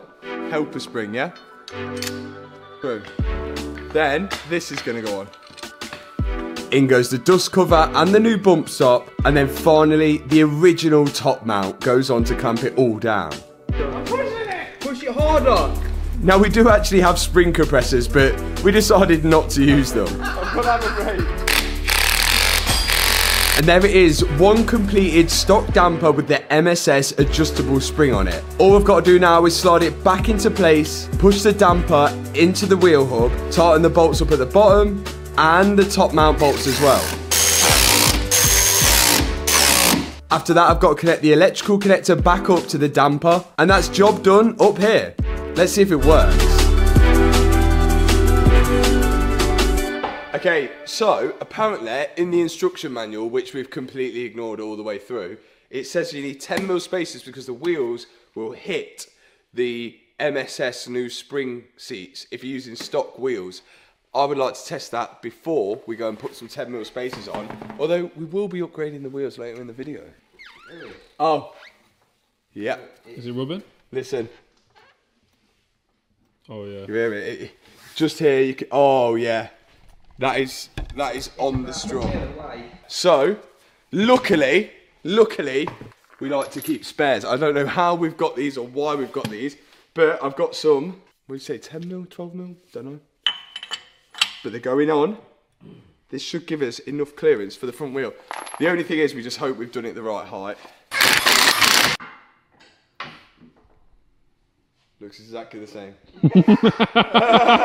At least like it's not rubbing. At least I can drive it like that and we can adjust it when we get the new wheels. Now onto the rear. Off comes the drop link for the headlight sensor. Then we've got to disconnect the rear arm, which holds the spring. Now the back should be easier than the fronts. There's a lot less suspension on the back, but we later find something which puts a massive spanner in the works. Now we've taken out the bolt for the strut and the bottom arm, I can slide away the rear spring now, as easy as that. And remember, we're only changing the rear spring here. You can see how much shorter the MSS setup is now, and that black collar is the adjuster. This goes in between the orange spring and the black spring. The more we wind out that black collar, the higher the rear of the car will be. And we already know that the rear of the car doesn't need to really be changed too much, because they're quite a nice height from standard. So whilst my dad's putting together the left side of the suspension, I started doing the right side. And that is the rear end pretty much complete. Now we can finish off the little jobs like the arch lining on the front and the rear, and bit by bit, this BMW M3 is coming together. Who would have known it had been in a huge accident? Finally, we can put the wheels on, lower it down, and check the ride height. Come on then. Yeah, I think it looks, the front's a little high. Once the park brake comes off, that will lower loads. You reckon? It lowered loads last time. It lowered by like that much. It was crazy.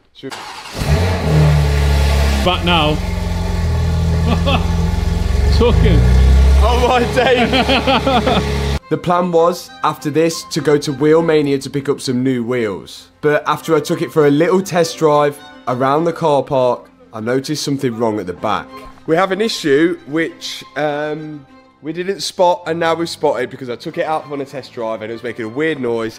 And if we look here at this lower arm, it is nice and, well, straight.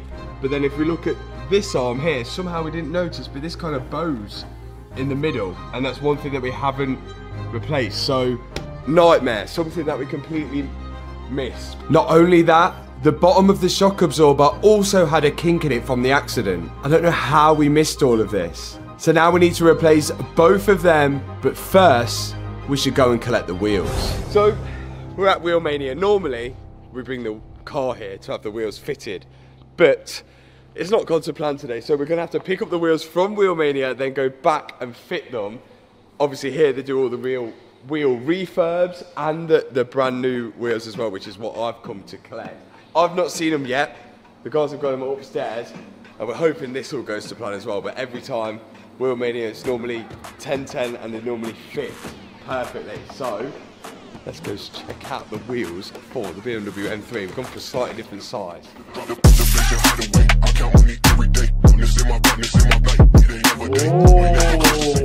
Oh, with the MA centre caps as well. 20-inch, these are going to be wild. Standard on the M3 at the minute, and 19-inch wheels on the front and 20-inch on the back. We're upgrading it for 20-inch all round. And to top of that, these are fully customised wheels, which Wheel Mania have put my own logo in. These are going to look crazy. I've been coming here since literally the dawn of day, and they get it right every single time. So link is in the description. Click the WhatsApp number, WhatsApp the guys, get your wheels sorted, or get them refurbed if you've curbed them. I can't wait to see what these look like on the car. It's a brave colour choice against the red, but let's see if they work. Wheels in. Back to the BMW now to finally fix it, and some more modifications before we fix it, I think, as well. Not performance though, styling. Back at the workshop. Okay, we've discovered bent arm, bent strut. At least we've discovered it and not out on track. Bent wheel as well. What we're going to do to fix that is put on body kits. No, really, we are. We're going to have to go to BMW to collect the strut and the lower arm. So in the meantime, we're going to do some more modifications.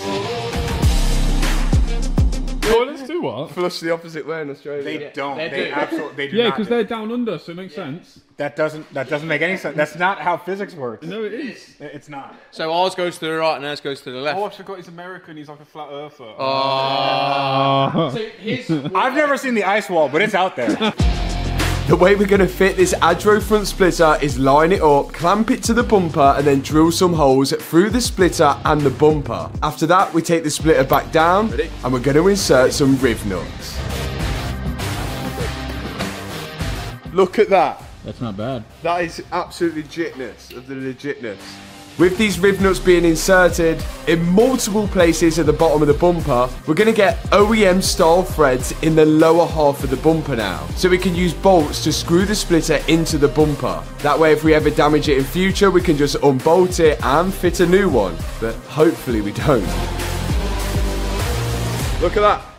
That's added extra... Downforce. Yeah, how many kilograms downforce? 600. 600 kilograms Jesus, of downforce. that's a lot of downforce. Yeah, it's a lot of downforce. I do think this is actually going to look really nice because it's quite it's not an aggressive, like, mad splitter. Yeah, I think it is going to... I think it needed it. It definitely did need it. I know what else it needs now. Spoiler. Next mod, more aero. This is going to help us beat the Lamborghini Performante. From Adro again, Auto ID.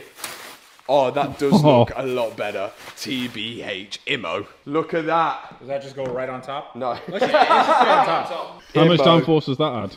At least like 1,200. Oh, 600 as well. Oh my god, we've gained 1,200 kilos of downforce. Straight out of Birmingham. Straight out of Adrian Newey's locker. Oh yeah.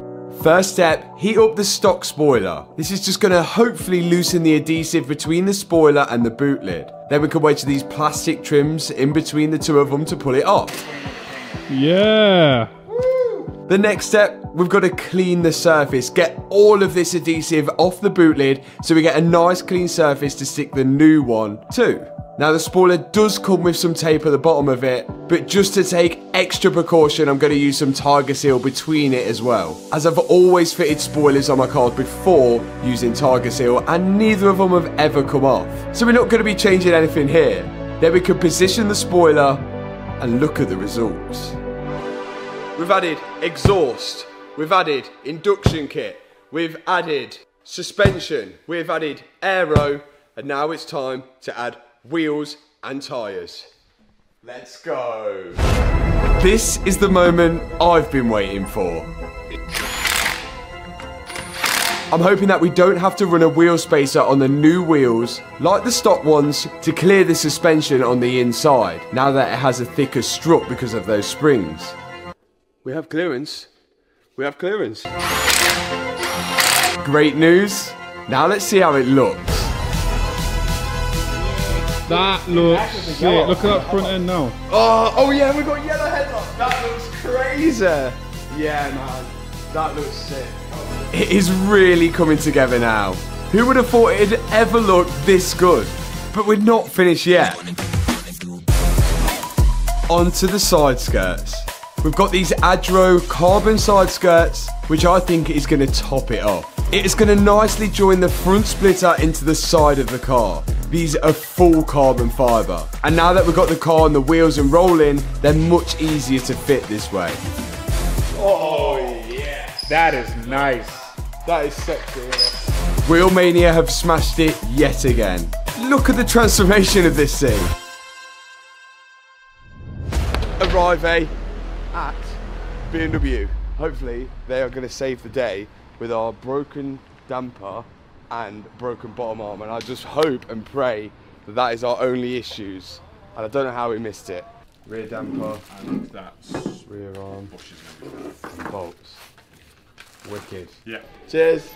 Around £700 later, we've got the arm and we've got the damper. Now to Illumi Motorsport, or Illumi, however you pronounce it. We already had the car booked in here to have a four-wheel alignment after we'd fitted all the suspension and wheels, but now it looks like they've got to fit the damper and the arm as well. We need that rear arm doing, we need that strut doing, and then also we're going to get a proper four-wheel alignment to give us the best chance at beating this Lamborghini Performante tomorrow. Let's get it in the ramp, see the damage. These guys are based at Donington Racetrack, and they set up a lot of the race cars there. And with these guys setting up all the suspension and the alignment from now, we're going to have the best chance at beating that Lamborghini. First thing Rob's got to do though is replace that bottom arm. He's loosened all three bolts holding it to the car, and now you can see the difference between the two. This is the Boeing 747. Next thing coming off is the electronic damper. Couple of bolts holding it to the chassis, then it's out. This was around £590. I don't know how we missed this kink in the bottom of it before. You can see what it's supposed to look like here. Rob's now got to transfer over some of the parts off the old damper onto the new one, and then he can begin refitting it into place, the same way he took it off.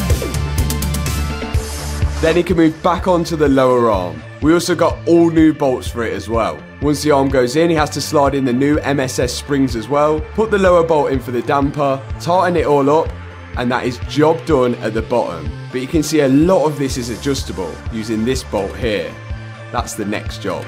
Okay, we're all on, but we're going to find out now whether everything is actually straight. I'm kind of regretting not replacing everything like we said we was going to do, but we've pretty much replaced everything apart from the wheel hub. Now it's going to go into the wheel alignment rack thingy, and we're going to see how far out it is and see if we can get it perfectly straight, ready for the dyno. First, the guys check the tyre pressure on each corner and make sure they're all the same and at a good operating pressure. Then they move on to putting the wheel alignment kit on each wheel, making sure the steering wheel's bang straight in the middle, and then they can see everything on this screen and how far out all of the wheels are. And the back left was pretty far out. This is something that I didn't know. It's measured in time. So because we're measuring in degrees and minutes, you've got 60 minutes in a degree. So actually that's quite close to 2 degrees. That is 1.5 degrees. Obviously this is the side that we've replaced everything at the back, so I'm not surprised that they're all out. Yeah. So that's showing 10 minutes tow out. 15 minutes is 1/4 degree. So you've got just under a 1/4 degree to tow out. Okay. And we've got about an hour and a half on the front. So you get the idea. Everything's measured so closely to one another. So now the guys are adjusting it each side to get it perfect. And because I've added those aftermarket springs, we're not at the stock ride height, which means we're not going to get the stock figures on the alignment. This was it before, and now this was it after. In fact, we've got a much more aggressive setup, which is actually going to be perfect for us on the track. The guys took it out for a quick test drive to make sure everything was perfect, and gave us the all clear. Thanks Illumi Motorsport. Now we're at Mallory Performance. we've got an engine light on the dashboard because the car isn't happy about the modifications we've made. So right now the M3 is going on the dyno so Phil can tune the car so it knows it's got all these extra modifications. Then it can make the most out of them. Standard, these are 510 horsepower. Let's see what it runs. Fan is going on. Air sucks from here, sucks it all back, pulls it through here. 510 to beat, first run. Put my seatbelt on.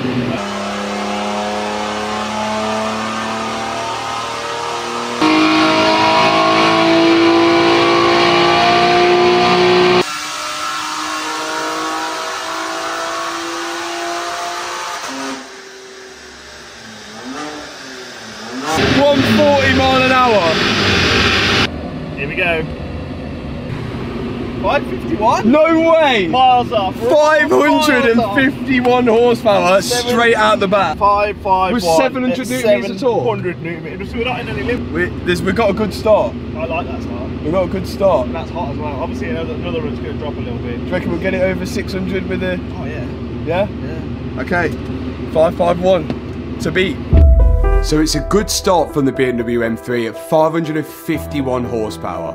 Now Phil's going to tune the engine and we're going to see how much we can get out of it.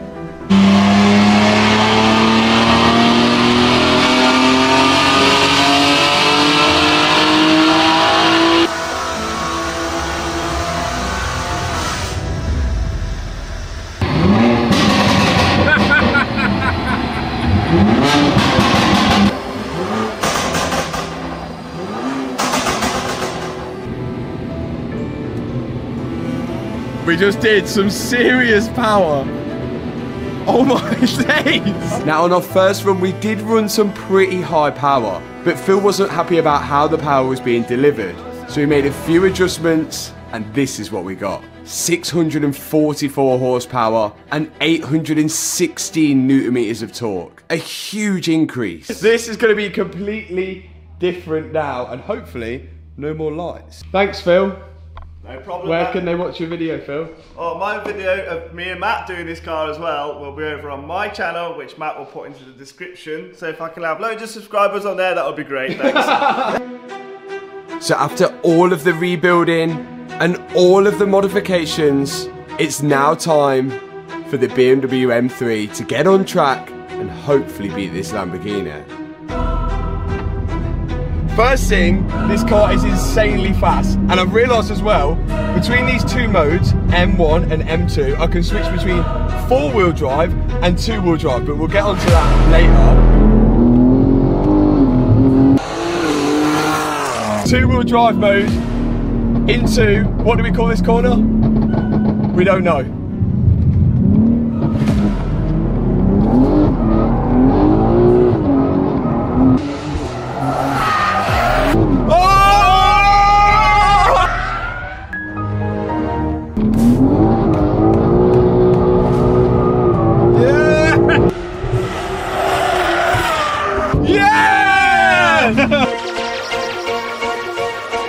This is it, the moment we've been waiting for the whole video. The BMW M3 versus the Lamborghini Huracan. It's David versus Goliath, it's Haas versus Red Bull, it's Bugs Bunny versus the Megalodon. I'm ballin', yeah I'm ballin', been ballin'. Ben driving in his one, we've already lost twice. Looks like it's going to be a hat-trick then, doesn't it? That's right, we've already lost to Ben twice here. The Porsche GT3 lost, which was slightly damp, and the McLaren 720S lost as well, even with the X-Stig driving it. Weapon. Both of those cars have been rear-wheel drive, but I'm hoping my 4-wheel drive 4-door saloon car will have some chance against the Lamborghini this time. I've been up and down whether I think it's going to do well, but after seeing your practice laps, I think it looks a bit heavy. It is heavy, 1.8 tonne. Which is heavy compared to Ben's 1.6. But he has 640 horsepower compared to my 644 horsepower. Weighty boy, how much do you weigh? 14 stone. 40 stone, so... The Hurricane is up first. Perfs, first lap. Let's do this. Are you ready? 3.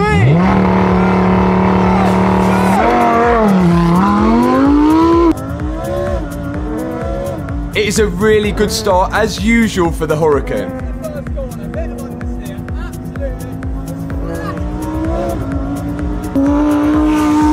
The Hurricane handles so well. Ben rarely has to counter steer the car. Only then. Go through one of the slowest corners of the track to the fastest part of the track now. Will the Hurricane make up the time here? Coming into the last few corners now. Really technical.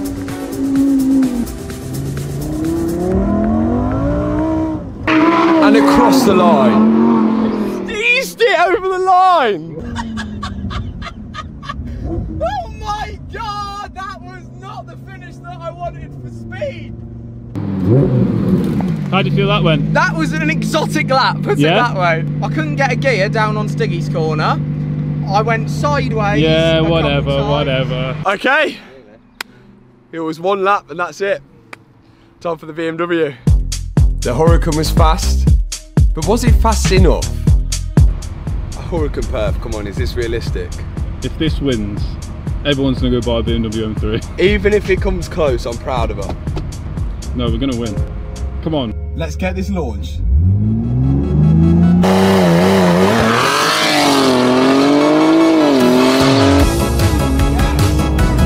I can feel the X-Drive working instantly. Oh, he's flying, Jesus. If you get beat by a BMW, that is embarrassing. Nah, I won't beat him. Come on, BMW. It's going to carry a lot of speed into the corners. I think it's my only chance. I was trying to keep it as neat as possible. The less steering input I have to put in, the quicker. Coming into the technical area now, where you can really feel the weight of the car. Nice. It's where the weight transfer. Follow it out.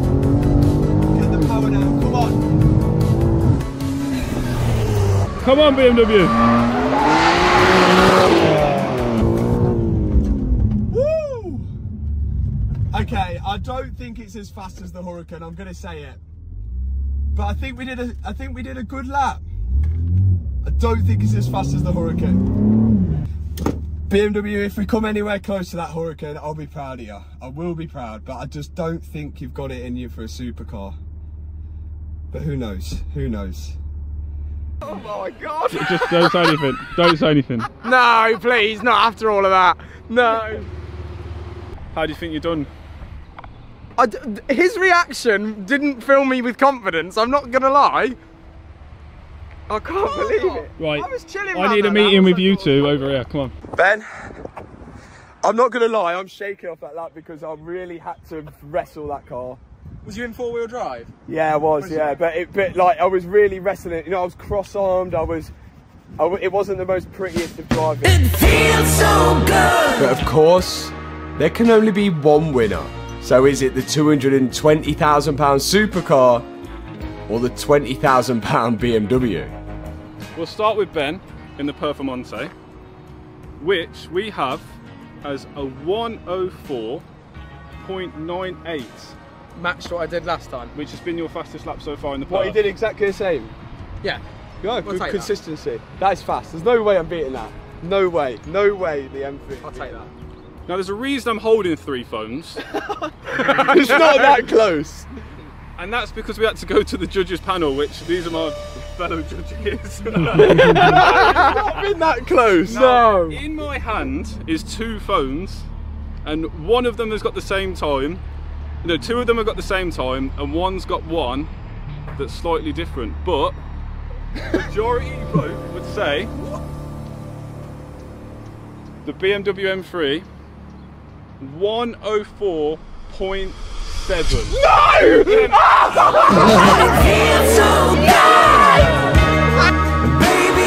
The BMW actually did it.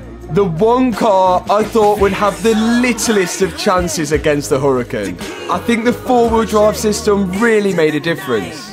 Tony's phone the exact same time as Ben. Me and Steve, 2,000th of a second off. No way! The BMW has beat the first I can't believe it! I can't believe, and the thing is as well, it's not even been slower than his previous times. I can't believe, I can't believe it! That's faster than a McLaren, no! That's faster than a GT3. Everybody go buy BMW M3 Competition right now. No way! Now before we go, we have got a small issue, and it is on the back left. Let me show you. After driving the BMW M3 for the first time in the last video, I noticed a lot of noise coming from the rear left wheel. Oh. And I think I know the problem. But to get to it, I've got to remove the rear left brake caliper and then the rear left brake disc. And I've got to make sure this car's perfect, because this is going to be one of the last times I'll be driving it. This is the wheel bearing, and we think from the accident, well, I can tell because inside the car it's quite loud. At the back it's like a whirring noise, and it's not going to get any better. So to get this wheel bearing out, we've got to take the drive shaft nut off and then undo these huge bolts at the back. We should be able to take it out, but it's very difficult to get to the bolts at the back. My dad found a way to get to the 4 bolts at the back of the wheel bearing, and once they were removed, I can remove the bolt which holds the drive shaft to the wheel hub.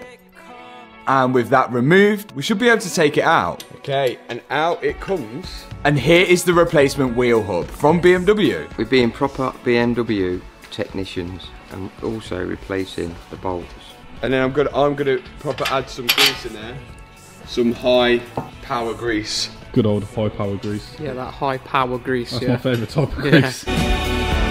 Once I've applied my high power grease, my dad can slide in the new bolts for the wheel hub, tighten them up from the back, then I can slide back in the drive shaft bolt, tighten that up, then all I've got to do is put the brake disc, then the brake caliper back on, and make sure that is all tightened up. The last step is to put on the wheel and hope it all works. Looks straight to me. Looks good. That's one wheel bearing done. Now you know what's involved with changing a wheel bearing. Don't let the garage rip you off. Let's get on the road and to the first destination. We were aiming to get to the Nürburgring, and to do so, we had to hop on the Channel Tunnel. Get onto the tunnel from England to France. And it wasn't long until the cars were loaded onto the train. Should we do a mad transition to France? How do we do that? So you start speaking English and then you start slowly talking into French. Okay. Hello, my name is... Oh wait, no. The BMW was loaded on, and my dad in his Ferrari, where he was just managing to stay awake.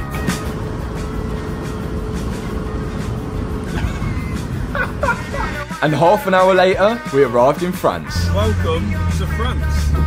Bonjour.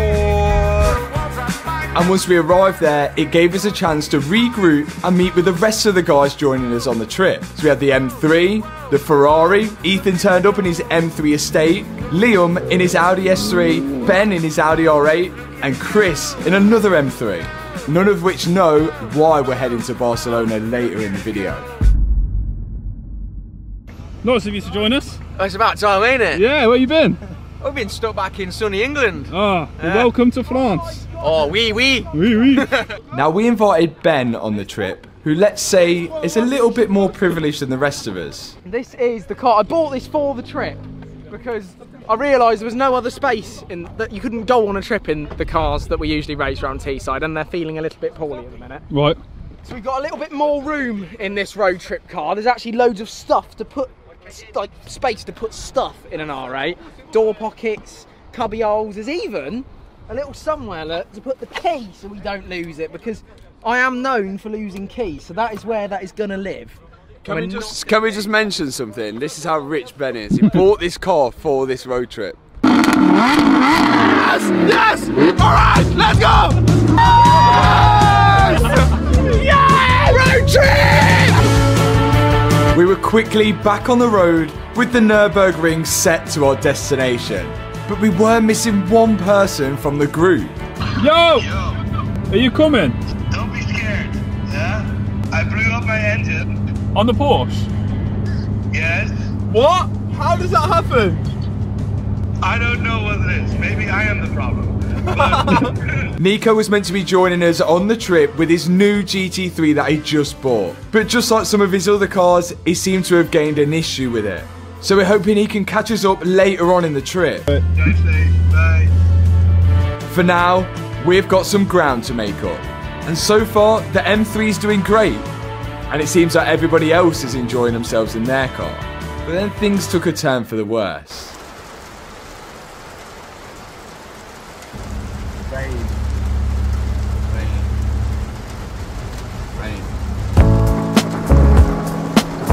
The heavens truly opened,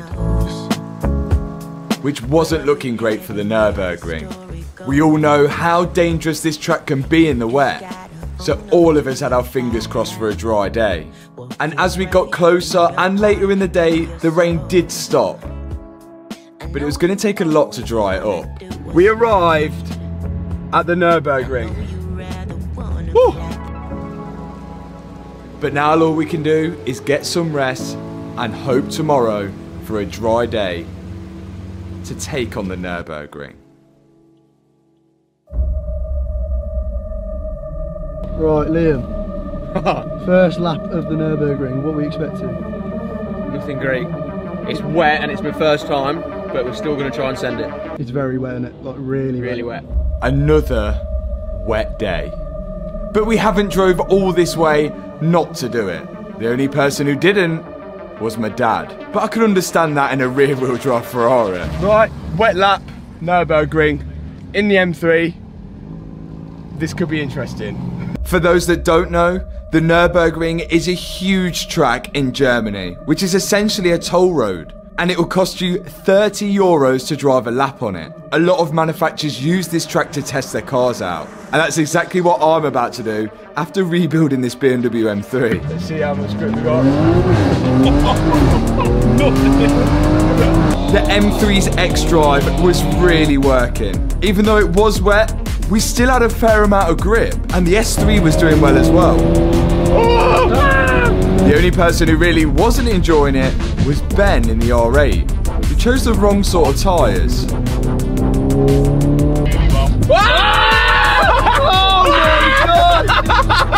And the weather was just getting worse. Heavens have opened.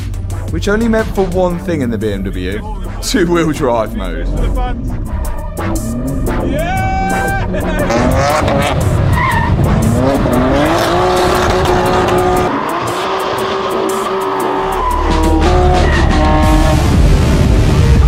I didn't know whether I'd like the X-Drive in these new BMW M3s, but the fact you can switch between four-wheel drive and two-wheel drive makes it that much more fun.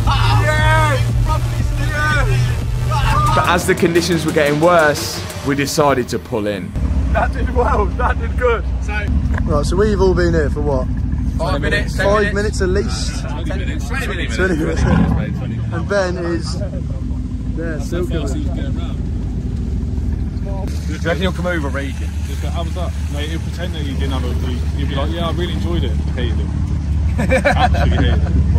How'd you get on, mate? That was a good couple of laps. Yeah, it's like weren't it? You good? When on my second lap, there was a dry line had started to develop then. So it was really dry. On your second lap? Oh, yeah. You went out twice then, that's why it's back there. I just went out twice. On the second one, Tony couldn't believe my improvement in pace. We still had a long way to go, and by stopping at the Nürburgring, we hadn't really made any progress in getting to Barcelona. We're still around 1,000 miles away, and as the weather was bad up here, we thought we'd just get a move on and head south, trying to make as much progress as possible, with all hopes that the weather would get better the further down we got. But as the day turned into night, one of us ran into an issue. So we have a predicament. Ethan has either a blowout or a puncture, and in his BMW M3 Touring, it doesn't come with a pump or a spare wheel. But the only person who's got a pump is Ben in his Audi R8. You're gonna have a pump. Yeah. But the thing is, my dad will have a pump, but my dad just don't know where he is. But it's 40 minutes. So it's all going so well. on the motorway to the hotel from the ring to Barcelona, and yeah, it's not going well anymore. Heard this almighty bang. Tyre pressure light come on and the tyre pressure dropped. It was dropping massively. Jumped out the car to find this had gone in my tyre. This had gone in my tyre. It's not looking good. So my dad's behind. He's got a pump in the Ferrari, but he's an hour and 10 minutes away. He's an hour and 10 minutes away from the location, so hopefully the key is not to pass Ethan. If he passes Ethan, it's then 40 minutes to get back to Ethan and then 40 minutes to get back to this location. If he passes, it's game over. But it's just really hard to spot Ethan, so we're going to tell Ethan now if he can put his hazards on. It's very flat at the bottom. Looking very sad for itself. But just waiting for Tony now. Hopefully he sees me. Keep you posted. We decided to turn round to go and help Ethan just in case my dad missed him on the side of the road. Come back to save Ethan. Should be on the motorway around here. 800 metres. 800 metres. This I can see it flashing, you can see it flashing. Oh, it's been a disaster. You've rescued me, mate.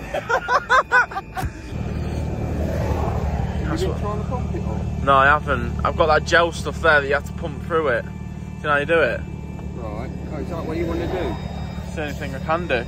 At this point, Ethan hadn't told my dad that there was a huge nail in the tyre and that he'd removed it. So what my dad's doing is just trying to pump the tyre up now to see exactly where the air was coming from, or if it would hold air. In my temper, I threw the bolt, and then Tony just said to me, what you said to me, Tony? I said, if you had the nail, you could have shoved it back in the hole. But no, we stood on the side of the motorway in France with nobody. If Ethan had kept that little piece of metal that was in the tyre, my dad could have pushed it back in, sealing the hole, which could have got us to the next destination where he could have fixed it, but he'd thrown it. So now both of them are looking for it in the bush. Hang on a minute, I've just come to your rescue. No, you ain't. I've got a puncture repair kit in here. No, you ain't. I have. No, you ain't. The Ferrari came with a puncture repair kit in the front boot. This could save the day. Little bag. No way. And we can push one of them in it. You can hear it coming out. It's literally there. And at that time, we'd just pulled up. What happened? What happened? Puncture repair kit for him. That is good. No! These puncture repair kits sometimes are a lifesaver. You put the piece of rubber through the tool, then you have to wedge the tool into the tyre, which will push the rubber in and leave it in. Keep it in. Is it in? Is it in?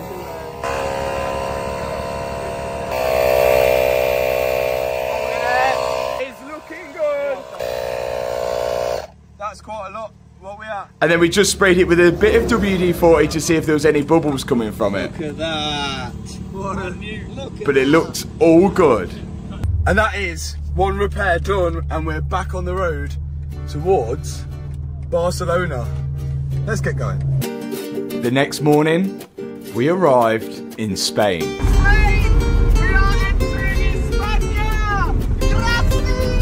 Where the views got even better. And all the cars have done so well so far. But as Barcelona was approaching, we thought we'd stop in, give the cars a bit of a clean up, which turned into a water fight. And once they were all looking sparkly and fresh, we could get a move on to the destination. And someone caught us up. Nico in a new 992 GT3. I don't know how he's pulled this one off, but he's here and it's all that matters. We've finally arrived in Barcelona and we are 9 minutes from the destination. The lads have no idea where we're going. They know it's a surprise and they know it's going to be pretty big, but I'm still a little bit nervous as well. I guess we're going to find out exactly what this is going to be like when we get there. We stopped by a place where we used to come to on my BMX days. I have no reason why I'm doing this or why I'm trying to do this. Big 3 top! That is unreal! He's unreal! It also helped Liam as well. 3 whip, yeah! Even my dad had a go. Yeah! Yeah! Yeah! Oh no! Oh no! Yeah! Let's arrive at Autodrome Terramar. Nico. Yes? Have you ever done any type of track day at all whatsoever? Go-karting, yes? We can see it. We can see it. The crazy thing about all of this is that it literally is only used for like adverts now, or it's probably not been relayed since the dawn of day, hasn't it? This is going to be so sketchy. This is literally 1920s concrete. I literally don't know what to expect. Look at this road. The smooth tarmac veered off onto this random gravel road. Like, I have no idea what the hell this is. Okay, like what is this? This can't be it. Going to a farm, haven't we? Looks like we're going to a farm. Also, do you want to explain to the viewers why you've got earbuds in? Yeah, because the car's noisy. I have to drive it a long way. And we slowly approached something which was truly amazing nearly 100 years ago. You ready? What is this? Yeah. You're about to find out. But not even myself expected what I was about to see on the other side of these concrete walls. Do you know when things on camera look smaller in person? Is it one of them? Look at the bank! Oh my god! Oh my god! Oh my god, look how bad the road is. What is this? Look over there. Anybody see what we're doing? What the hell is this? Welcome to Autodrome Terramar. This is it. 1.2 miles of concrete. Autodrome Terramar hosts the world's highest banked oval. But due to some unpaid bills, this track closed almost immediately after it opened.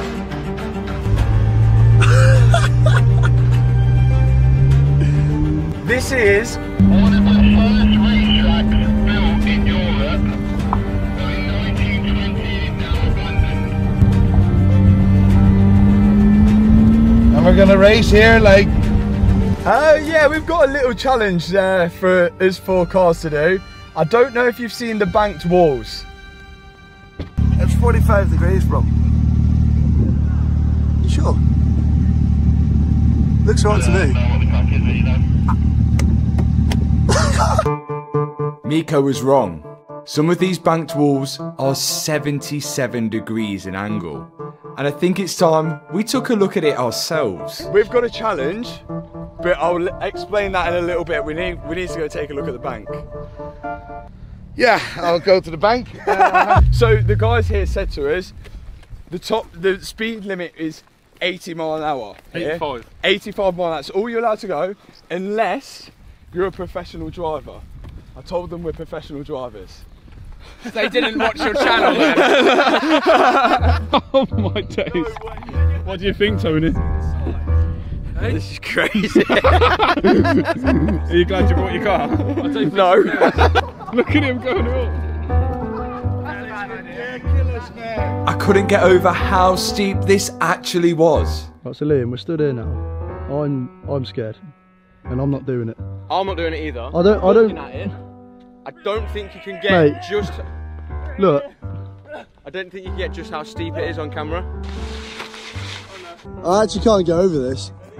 Look, that's where it starts. Keep going, keep going, keep driving on this. It's going to be a bad day if someone perishes. Oh my god. That is literally at the end of the corner. and the drop is that big. What's it going to be like up there? Here we are then. The huge oval of 78 degrees of steepness is going on right now. I don't know if you guys can see the amount of tilt we're at, but we're not even at the top. Look at the top of that. If one of you get to the top of that, respect. With or without a car? Of course, with our cars. The M3, the R8, the Ferrari, and Nico's GT3. The others decided it wasn't the best idea. So it's down to us now to prove our cars could do it. Okay guys, so here's the plan. We're gonna go for a sighting lap. Slow, round the bottom, I think it is possible. Eye it up. Once we've got comfortable with that, I'll get onto the challenge. Let me know what you think. Sounds like a plan, mate. Rock and roll. Let's do it. Okay. Pray for us. We set out on our first sighting lap. Okay, oh, the road surface is horrendous. This is the bumpiest surface I've ever seen. How bad does this feel already at this point? I've already got a fault coming up. It says a 4-wheel drive fault. I've got a fault. 4-wheel drive fault. Oh no. Wow, there's some serious potholes. And I think Nico was just trying to take it all in. Wow, this is so special. Oh wow. And I could understand why. This was truly a once in a lifetime opportunity. You know what the craziest thing is, right?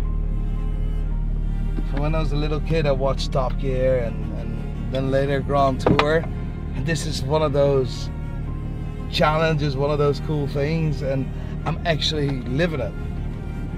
Like I'm trying to enjoy every moment, every second that we're here so much, because normally you forget about that stuff, you'll forget about. I want to absorb everything, I want to enjoy this, so I can just, it's really surreal. It really was surreal. And it made it that little bit more special that the BMW M3 that we rebuilt has made it here, along with the Ferrari as well. And not only that, I get to share this experience with my dad. But now we need to get on to what we actually come here for. Okay. That is just wrong. I need to see what they think. Ben's got a suspension fault already. I've got like a fault code here that says it's flashing the little suspension light saying that it's not locked or something. These have mag ride and everybody changes them for coilover suspension because they get a lot of faults, and I imagine sitting on the side like that, it's confusing the hell out of the car.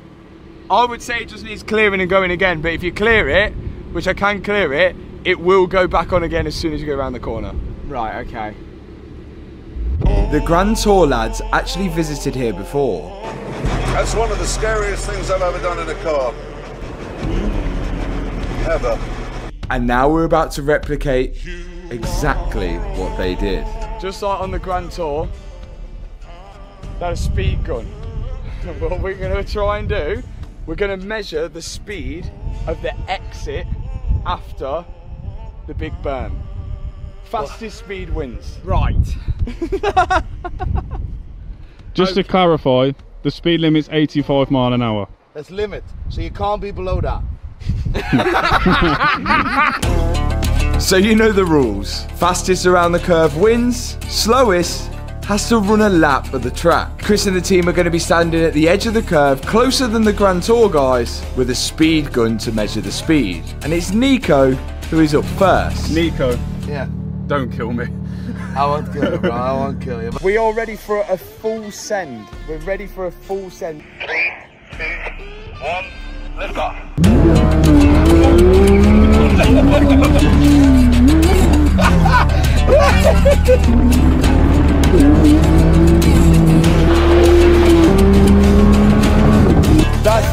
That sounds fast.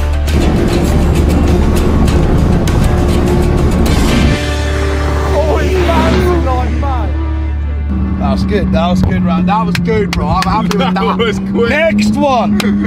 I'm happy with that one. Ah, that is fantastic. The head, you know, fear's on the head. Fear is all in the head. That's what they say. It was low. It was low down. Why is he so low? Yeah, it's low, That's isn't it? fine. That's fine. That's his run. Yeah, That's his run. Everyone had 4 attempts, but every one of Nico's attempts seemed quite low down the curve. That was insanely scary. But now we get to see if my dad can do any better.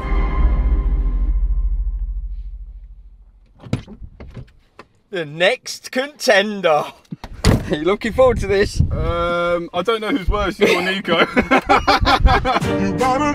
So now it's the first run for the Ferrari F430, with an engine and gearbox rebuilt by ourselves.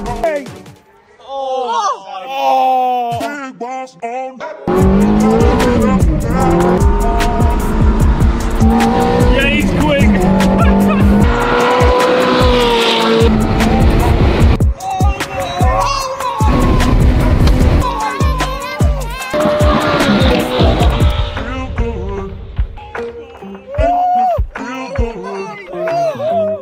Oh my god! And that was his first run. Do you know what they call him? That was insane. Put it in the ground. I'm getting out, I'm leaving, I'm not getting in there. You're crazy, what are you doing? You're mad. No. Are you alright?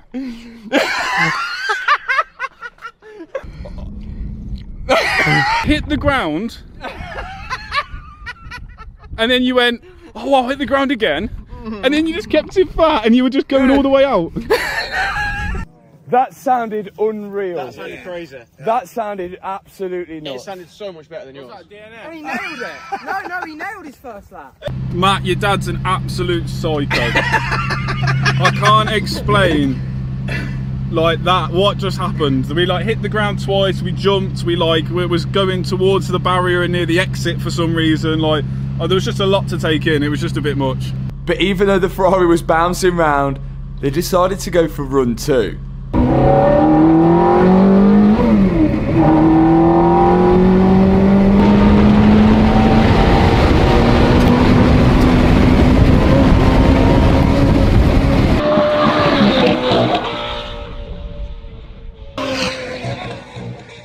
That was hitting the floor. That sounds so good. That sounds unreal. I'm happy with 2 runs. You happy with 2 runs? I'm happy with 2. I'm happy with 2 runs.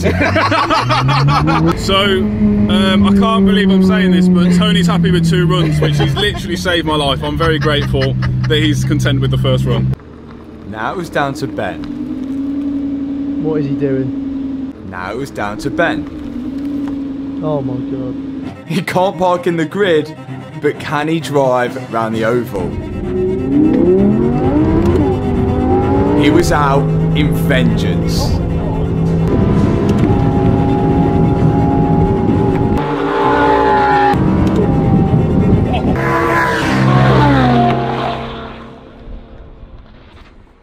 Don't know, that was fast. It wasn't very high though, was it? It wasn't very high. Baby! Come on! Is he happy with that? I'm actually ridiculously happy with that. Very happy with that. After Ben's laps, it was time for me. I'm giving it a lot. I am putting a lot on the line here. My palms are sweating, I'm shaking. Matt's just deranged, isn't he? So none of that stuff bothers him. You know, like the normal things, like life. Are we ready? I'm not. You're the person I'm most worried about. Are you ready? I watched them, and as I was walking up to the car, I got more scared the closer I was getting to the car. But do you know what happens in these situations? I see red, and the foot goes flat to the floor. I was worried, because this is the heaviest car to go round, and also the lowest. We don't think the front split is going to make it out alive. Matt is going to go all in, mate. Matt's going to go. He's going to go all in. Who do you think? It was time for run 1. Right, come here then, let's go. Come here? Yeah.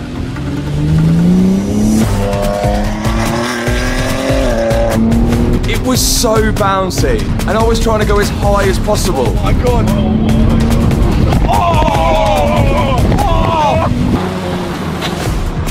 That was After our first warm-up lap, it was time for round 2. That was really scary.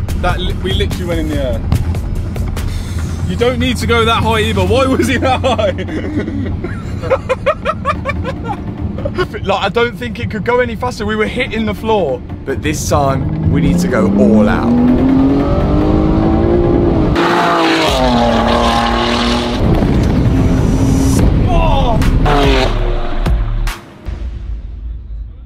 That went on sideways there. Done, finished. That moment, finished.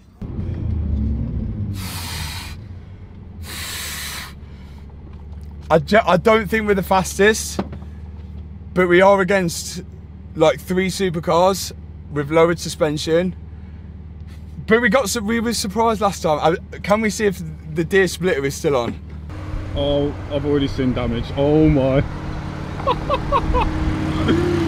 No, not the splitter. Well, it stayed on. Oh no. At least it stayed on. At least it stayed on. Oh my, I can't explain how scary that was. But I don't think we've got the win. But if we don't lose, I'll be happy. Splitters take them on for the team. We knew it was going to happen.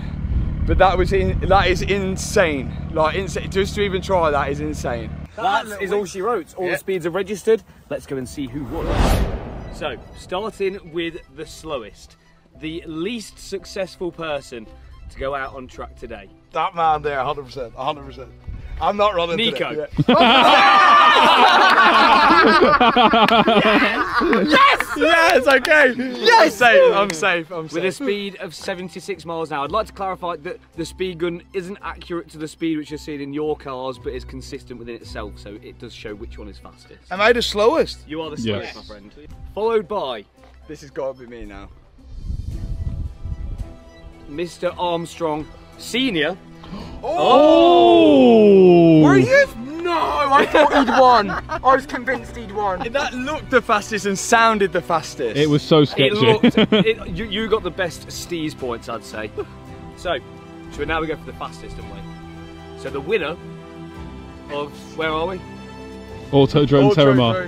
Autodrome Terramar, the annual race of champions, is Benedict Fowler. Oh my God. With a speed of 85 miles an hour compared to Matt's 81 miles an hour. But there is a winner out of all of this, and it could be one of you guys. We're actually giving away the BMW M3 for just £9.95. One of you guys could win it, and there's only 48 hours left of the competition. The link is in the description right now. Get your tickets for it. I will fix the splitter before it goes, don't worry. The live draw will be in 2 days from now? 2 days. 2 days. £9.95 and someone's going to win it. I'll be sad to see it go. It's done amazing. It's been such a good build. We've got the G80 to give to Ali Omar, who won it with 1 ticket for £9.95, but we're not going to give it to him with a football mark on and a broken front splitter. So we've got a front splitter. We're going to fit that and then we're going to give it to Ali. So the Gardo is still over there. I've got to go and edit that video. Have it. Fit that splitter. You go get that. Matthew, it's up to us to do the splitter. We've got some help. Hey, how are you? I was in there for a while. I was gonna say. What does it need to replace? The front splitter? Front splitter. Yeah. Why'd that happen? The car's too low, basically, isn't it? Ah. So we'll replace that, which is almost immediately going to get ripped off again. Yeah, 100%. Okay. Do you know how much the splitter is? How much? £1,200. £1,200. That's like a mortgage payment. It is, yeah. That's a mortgage payment that you're scraping off every time you go over a speed hump. Okay. Damage. Only a bit. It's a little thin, isn't it? That is very thin. Damaged it the whole way round. Oh yeah, look. Is any other part of the car damaged? Little bit of scrapes. That looks a bit bent to me. You're good. You're good. You're fine. Yeah? Yeah, you're fine. Those are love taps. That's aero. Aero. What's your opinion on BMWs, Freddie? So they look really cool and they don't sound very good, but they're really, really fast. Agreed. and they're not very reliable at all. I disagree with that. So I know you guys disagree because you guys get the good BMWs that are made in Germany. Right. We get the ones made in Mexico. Those are very not reliable. So they don't make them in Germany, they make them in Mexico and then ship them to America. Yeah, and somebody in the comments is going to be like, oh, that's not true, but like I have to make sure that you know, I don't say too many bad things about the Germans because you know what happened last time. What's your opinion on BMWs? I feel like everyone knows my opinion. They're all right. You just have that typical BMW driver vibe, don't you? No indicators. Yeah. Pop and bangs. All the above. How much did you say this was? 1,200 pounds? Yeah. It's pretty light. Do you want me to say my opinion on BMWs? What's your Best opinion? not. The bolts are coming out. Freddie said he knows a way how to get all these bolt holes in the same place on that splitter. That's not true. I didn't say that. That is air conditioning. Why is it warm? Oh, it would be cold. It's just water. It's a little water. Bit of water. What's the chance of us getting all the bolts in the same place? Old one off. You got it? You got it? That's heavy. So if you have a little bit of grease, we put a little bit of grease into each hole, offer it up, and then you'll see where the grease... That's not a terrible idea. No, that's usually how you do it. It's not terrible. It's not the best. It's not the best. That's all I got. So what happens when this is for an M5? Oh, we're going home. Be careful, you need hands with it, man. Does it come with instructions? There is. Oh, there is? What? Look at that. Usually they put sweeties in here. And then sweeties. Oh, he found him. What, is there sweeties in there? No. Yeah. If someone in America said to you, I want a sweetie, what does that mean in America? I don't think that, I mean, that might be a euphemism for something that we can't say because we'll get demonetized. But, and you're right, Freddie. No instructions. No, wrong. Have you never had one of them before? This is not a, this looks fake. Go on, try it, go on. Every English child grew up on them. That's good. What'd you rate it? 5 out of 10. That's not very good, is it? It's like a normal YouTube video. Freddie's theory, lining the bolts up. So here is the little bits of grease hanging from the bolt holes. Why did you put that in, Tony? Stop them going rusty. It's to mark the new splitter where all the bolt holes are. But the only problem with that is that if you don't push it up into the right place first time, you just end up with a smear of grease all over it. All right, Tony. Good luck. Same. I think so. Yeah. Does this bit go at the front there, like that? Yeah, it matches there like that. That's perfect. I'll just push it up right here. That will be all right. Like that. If this works first time, no, put it straight down. Now we lower it down. Yeah. Look at that. That's impressive, isn't it? Just don't wipe it off. We were sceptical, but it was a good idea. Well, that one's a bit dodgy. Where are we drilling that one? That one's going to be the maybe. Make sure you go through the floor. Well, which one then? This one? I think so, yeah. Let's try that one. Cool. How confident are you feeling? 5 out of 10. Do you ever go any higher than 5 out of 10? When I'm more confident, yeah. All right, let's see. That's one in. Look at that. Almost like we know what we're doing. Wow. That's OEM, isn't it? This was the dodgy one, wasn't it? Or is it the next one? Oh, yes. Yeah. That's gone in as well. Is it straight at the front, Matt? We'll find out. It's good now. We in? We in. Yeah. We in, baby? I think that's all of them. It's good. Did we do it too quick, Matt? That was pretty quick. And it all lines up on the arch. Perfect. Yeah, it's not bad. Not bad at all. Ready to give it to the new owner. When can I take it? Finished. Yay. Well done. Next up, Ali's coming to collect it. So Ali is here to collect the BMW M3 and he is behind the shutter there. We just put him inside and then pulled the car out. So we get to see his reaction straight away. Okay, so we just found out Ali doesn't want to be on camera. Let's do a reenactment. Do a shock face, Toby. And off goes the BMW M3. Ali's gave it to his girlfriend. I'm sure she's going to enjoy it. And we're back with my BMW. It's lasted a week. The car does start. And it does run and drive, but it's in a... Well, we think it's in a limp mode. What we think has happened, well, what we know has happened, is on this screen, it'll come up telling you that you can do a software update on the BMW. Now, because this BMW is tuned, you don't really want to update the software because it could wipe the tune or anything like that. We forgot to tell Ali that, and I think he's tried to update the software, and then midway through, it's like the car's had a nightmare, and it completely shut down.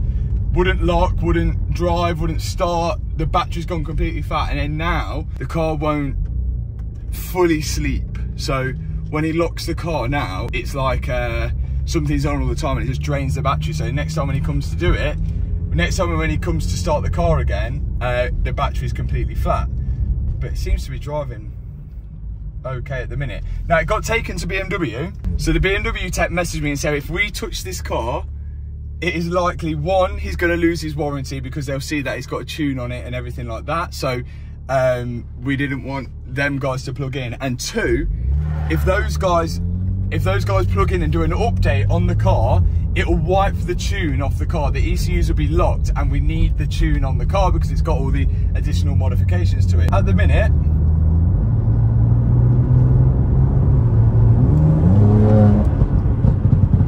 yeah, the car's driving completely fine.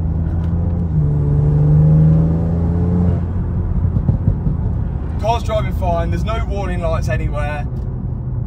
So I assume they've not wiped the tune. There's no problem with the engine tune, which is good, because if BMW had wiped the tune, we would then have to send the ECUs back to Poland to be unlocked, which is not good. But good news is, put it into M mode. Yeah, it's fine. That's good. That's the good news. Yeah, it's good. So let's get this back, and let's get Kyle from Define Coding to plug into it and try and do a software update. Well, it's good actually. It was a bit of a Bob yourself moment, because he took the car, we thinking it's a 10 out of 10, 100% car, and then next thing we see it on a crane being lifted into BMW, which we thought, what is the problem? But at least we get to have another little go in it.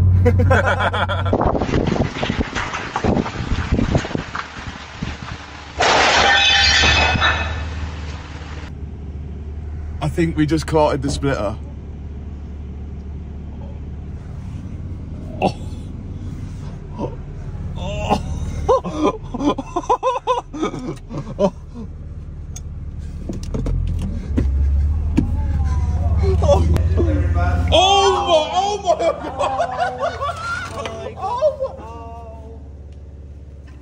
Oh my God! You should be allowed to drive. There's your splitter, mate. Oh my God! Look what you've done to the floor! Oh no! Oh my God! You're joking! Oh my God! It's just got so much longer. It just got a lot worse. It's just got a lot worse. Matt was like, we'll put it into the dyno, drove it in, all these tiles just exploded in front of the windscreen. There's another £1,000 gone. So it broke. We've literally drove into Mallory Performance. How did he not get over that? This is thousands of pounds worth of damage. No, not even that low. That didn't sound like a scrape. That was a full. That smash. was a crash. Yeah. I'm surprised the airbags didn't go off. Yeah. So it looks like the BMW is going to be here a little bit longer. I'm going to have to rig Auto ID to order another splitter. Look at the floor. Took all the tiles. I just come straight in and it just took all the tiles out. Yo, you know that splitter I just bought off you? Yeah. I broke it again. Oh my God.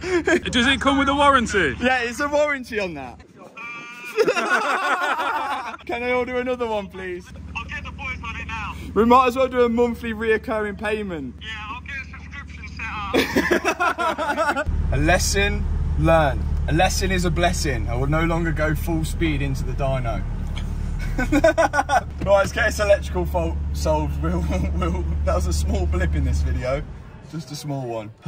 But I need to not drive in Nikes. What are you going to tell the guy?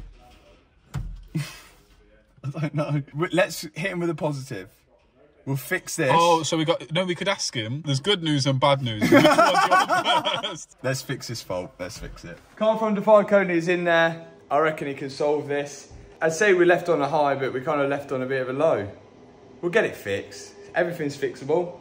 Electronics are going to be fixed. Front split is going to be fixed. And Ali will finally have the BMW M3 that he won for £9.95. You join us at the scene of the incident of the last video where I crashed into the floor of the dyno bay, taking the splitter off Ali's BMW M3, my old BMW M3, which we are fixing because one, I broke it, and two, it has a weird electrical fault, which we have now found, we think, the carbon bucket seat. So Kyle at Define Coding has been plugged into it all day trying to find why the battery keeps draining. So the batteries, the car basically won't turn off. When you lock it, that it is something in the seats that is doing that. Remember, we changed these seats from the comfort seats to the carbon bucket seats. All I did was change the seat over onto the original rail and module. Carl's coded the module to the seats. It's electric rubbish. We can't do it. So Carl's coded that, but now there's still an issue. That's why we've got Dips here, because we've seen that he's a master of electronics. Have we got to take the seat out? We'll have to lift the seat up just so I can get to the plugs, so then I can check the pin out on each one, and then what we'll do is we'll repin it if needs be. It should be alright, man. What did he say? Regress, you got to repin it. Oh. The electrics, we love it. Well, I'll let Dips do this because I don't want to be touching electric stuff. Actually, I'll happily undo the bolts for the seats. All we want to do, so when we get this seat out, is have a look at how many wires are going into the big plug that plugs into the bottom of this seat. And then we're going to get the old seats out. Luckily, I've still got them. And we can count the wires there and see if there's any differences. And if there is, we're going to make them the same. Okay. Right, the weird thing is, now thinking about it, when I changed this seat over, I kept all of this. So this is the module, I guess. Yeah. I kept all of this, and now I'm wondering, what did I actually change? When you say you kept all of that, do you mean you kept... All of this was left, all I took the seat off was this. I took the seat off. So this is all off your original seat? All off the original. Yeah, so basically, where this gets plugged into the seat, yeah, where this plug goes into the seat, and then from the module into the seat, right, that's the bit that's going to be... Where it's yeah, be that's where it's going to be different. Okay, so yeah, this motor maybe. If it's the ambient lighting, then that's probably the bit that's keeping it open. I think it's that. Yeah, I think it's that. Shall I go and get the other seat and then you can have a look? Yeah, okay. Let's compare it against. Let's have a look. Here's the original seat, comfort seat. So what we're going to do is check this plug here. Going into the seat, we'll check the pin out on this one and then check the pin out on that one. What about all of them? Yeah, most of these will still be the same, like, you know, that going forwards, backwards, up, down, yeah, lumbar support, all the rest of it. That should all be the same on both seats. Okay. So more than likely it's going to be an addition on that seat that you've got, which is keeping it open circuit to the, and I think, like we said, could be the ambient lighting. Yeah. So we're thinking that this seat doesn't have ambient lighting underneath the seat and that one does, but because the car doesn't think it does, it's just stayed on all the time and it doesn't know how to control itself, so we're just trying to work out. Yeah, look at all them. How many? 1, 2, 3, 4, 5, 6, 7, 8, 9, 10, 11, 12, 9,000 pins to go through. Right, there's some crazy collaborations going on right now. Dips is speaking to Kyle at Define Coding, and we think we've found the issue. Dip's going to explain. Right, so it's not 100% yet, but I'm just covering myself. Right? What it is the original seats had a sort of a light at the bottom of it for the rear footwell, basically. Yeah. When we look at the plug lineup, the pin lineup on it, it stops here, and there's nothing on the seat side of it. Yeah. So it's basically just open circuit. So the car thinks that 1 minute this light's not on. What's the reason for it? Hence, it's flagging up a fault. And it's just searching this fault constantly, even when the car's off. Yeah. Which is crazy, you know, like an old car, if you'd not plugged something in, it would not matter. But because of this, look at this. Here's the old seat, and here's the light. And there's 3 wires going to that light, which obviously go to this plug here, and they're not on that one. So that light caused all of this? That light has caused all of this, and this light could be not 100% yet. Yeah. The reason why I've crashed into the floor, because if I hadn't crashed into the floor, it never would have come back. That was his fault, really, wasn't it? It's not the light's fault. So what's the plan? Are we going to trick it to think it is a light in, or are we going to put the light in? Just put the old seats back in. What we could potentially do is strip this down, take this off, install that into there. Yeah. And then I can actually pin that into that. Into the new plug. Yeah. So the car's actually looking for it then. That is OEM. Better than OEM, because you don't even get bucket seats with the LED. Wow, we're going to be upgrading the car. Well, let's see how we get on. I'm going home anyway. I think we should like have a rule that we no longer buy cars newer than 1986. A bit extreme, but yeah. What car can you get that's good from 1986? BMW E30. Oh, that's only because I've got one. It's still giving me problems though. Dips has pinned in that LED. We're going to see if it works now. Why don't we try this with the cameras off? I think the key's in it. Oh, is it in it? Give it a triple press. Whoa! Going crazy. Okay, no LED at the minute. Is it plugged in the seat? Yeah, seat's plugged in. Oh, but there's no lights in the seat either at the minute. Right, so I did, with the key to get the lights on in the seat, I pressed the key. Oh, seats on. Seat lights on, but no LED. Is the LED supposed to come on as you open the door, or is it? No idea. But Kyle has coded the car, hasn't he? Has he coded it Those out? module. Not sure. We're not sure. We don't know. We'll message him now anyway and see what he says. Yeah. So whether he's coded the LED out now. Yeah, because that's what he was under the assumption that we were going to do. Yeah. Just going to take the other seat out now, because if this is the fix, then we've got to do it on both sides. And maybe the reason why it might not work is because both sides ain't done. Could that be a possibility? Let's see. Hopefully we don't break anything else more in the process. The chance of us breaking something else is high. Yes, that's true. Did you code the LED out of it? Yeah. You have. Can we code it back in? Kind of and kind of not. He has coded them out, but he said coding them back in is a maybe. Even if they're in, but it takes the fault off. Yeah, then it's that's a problem fine. solved, isn't yeah, it? Yeah, that's it's a problem solved. These are disconnecting, and off you go again. Yeah, let's do it. That LED is now in that side. Actually, do you know, by chance, before we plug in, I'm going to put the ignition on. No lights as of yet. Now we plug in, get Carl from Define Coding to code the lights to the car. Hopefully, job fixed. They all still work, which is good. It's 11:15 at night right now. Check it out. Carl at Define Coding is sitting in bed. Are you in bed in the dark, Carl? But look, the footwell light is working and all of the ambient lighting is working. We're moving in the right direction, but it is very late. At this point, I think we need to give the car to Carl. And actually, well, Dip's been here session this. He didn't want to leave, so he's just desperate to do it. We're nearly there. I have no idea what he's doing, but somehow the car's working. I'm back on the Gardo. 12:15. Have you two done it? Yes, we've done it.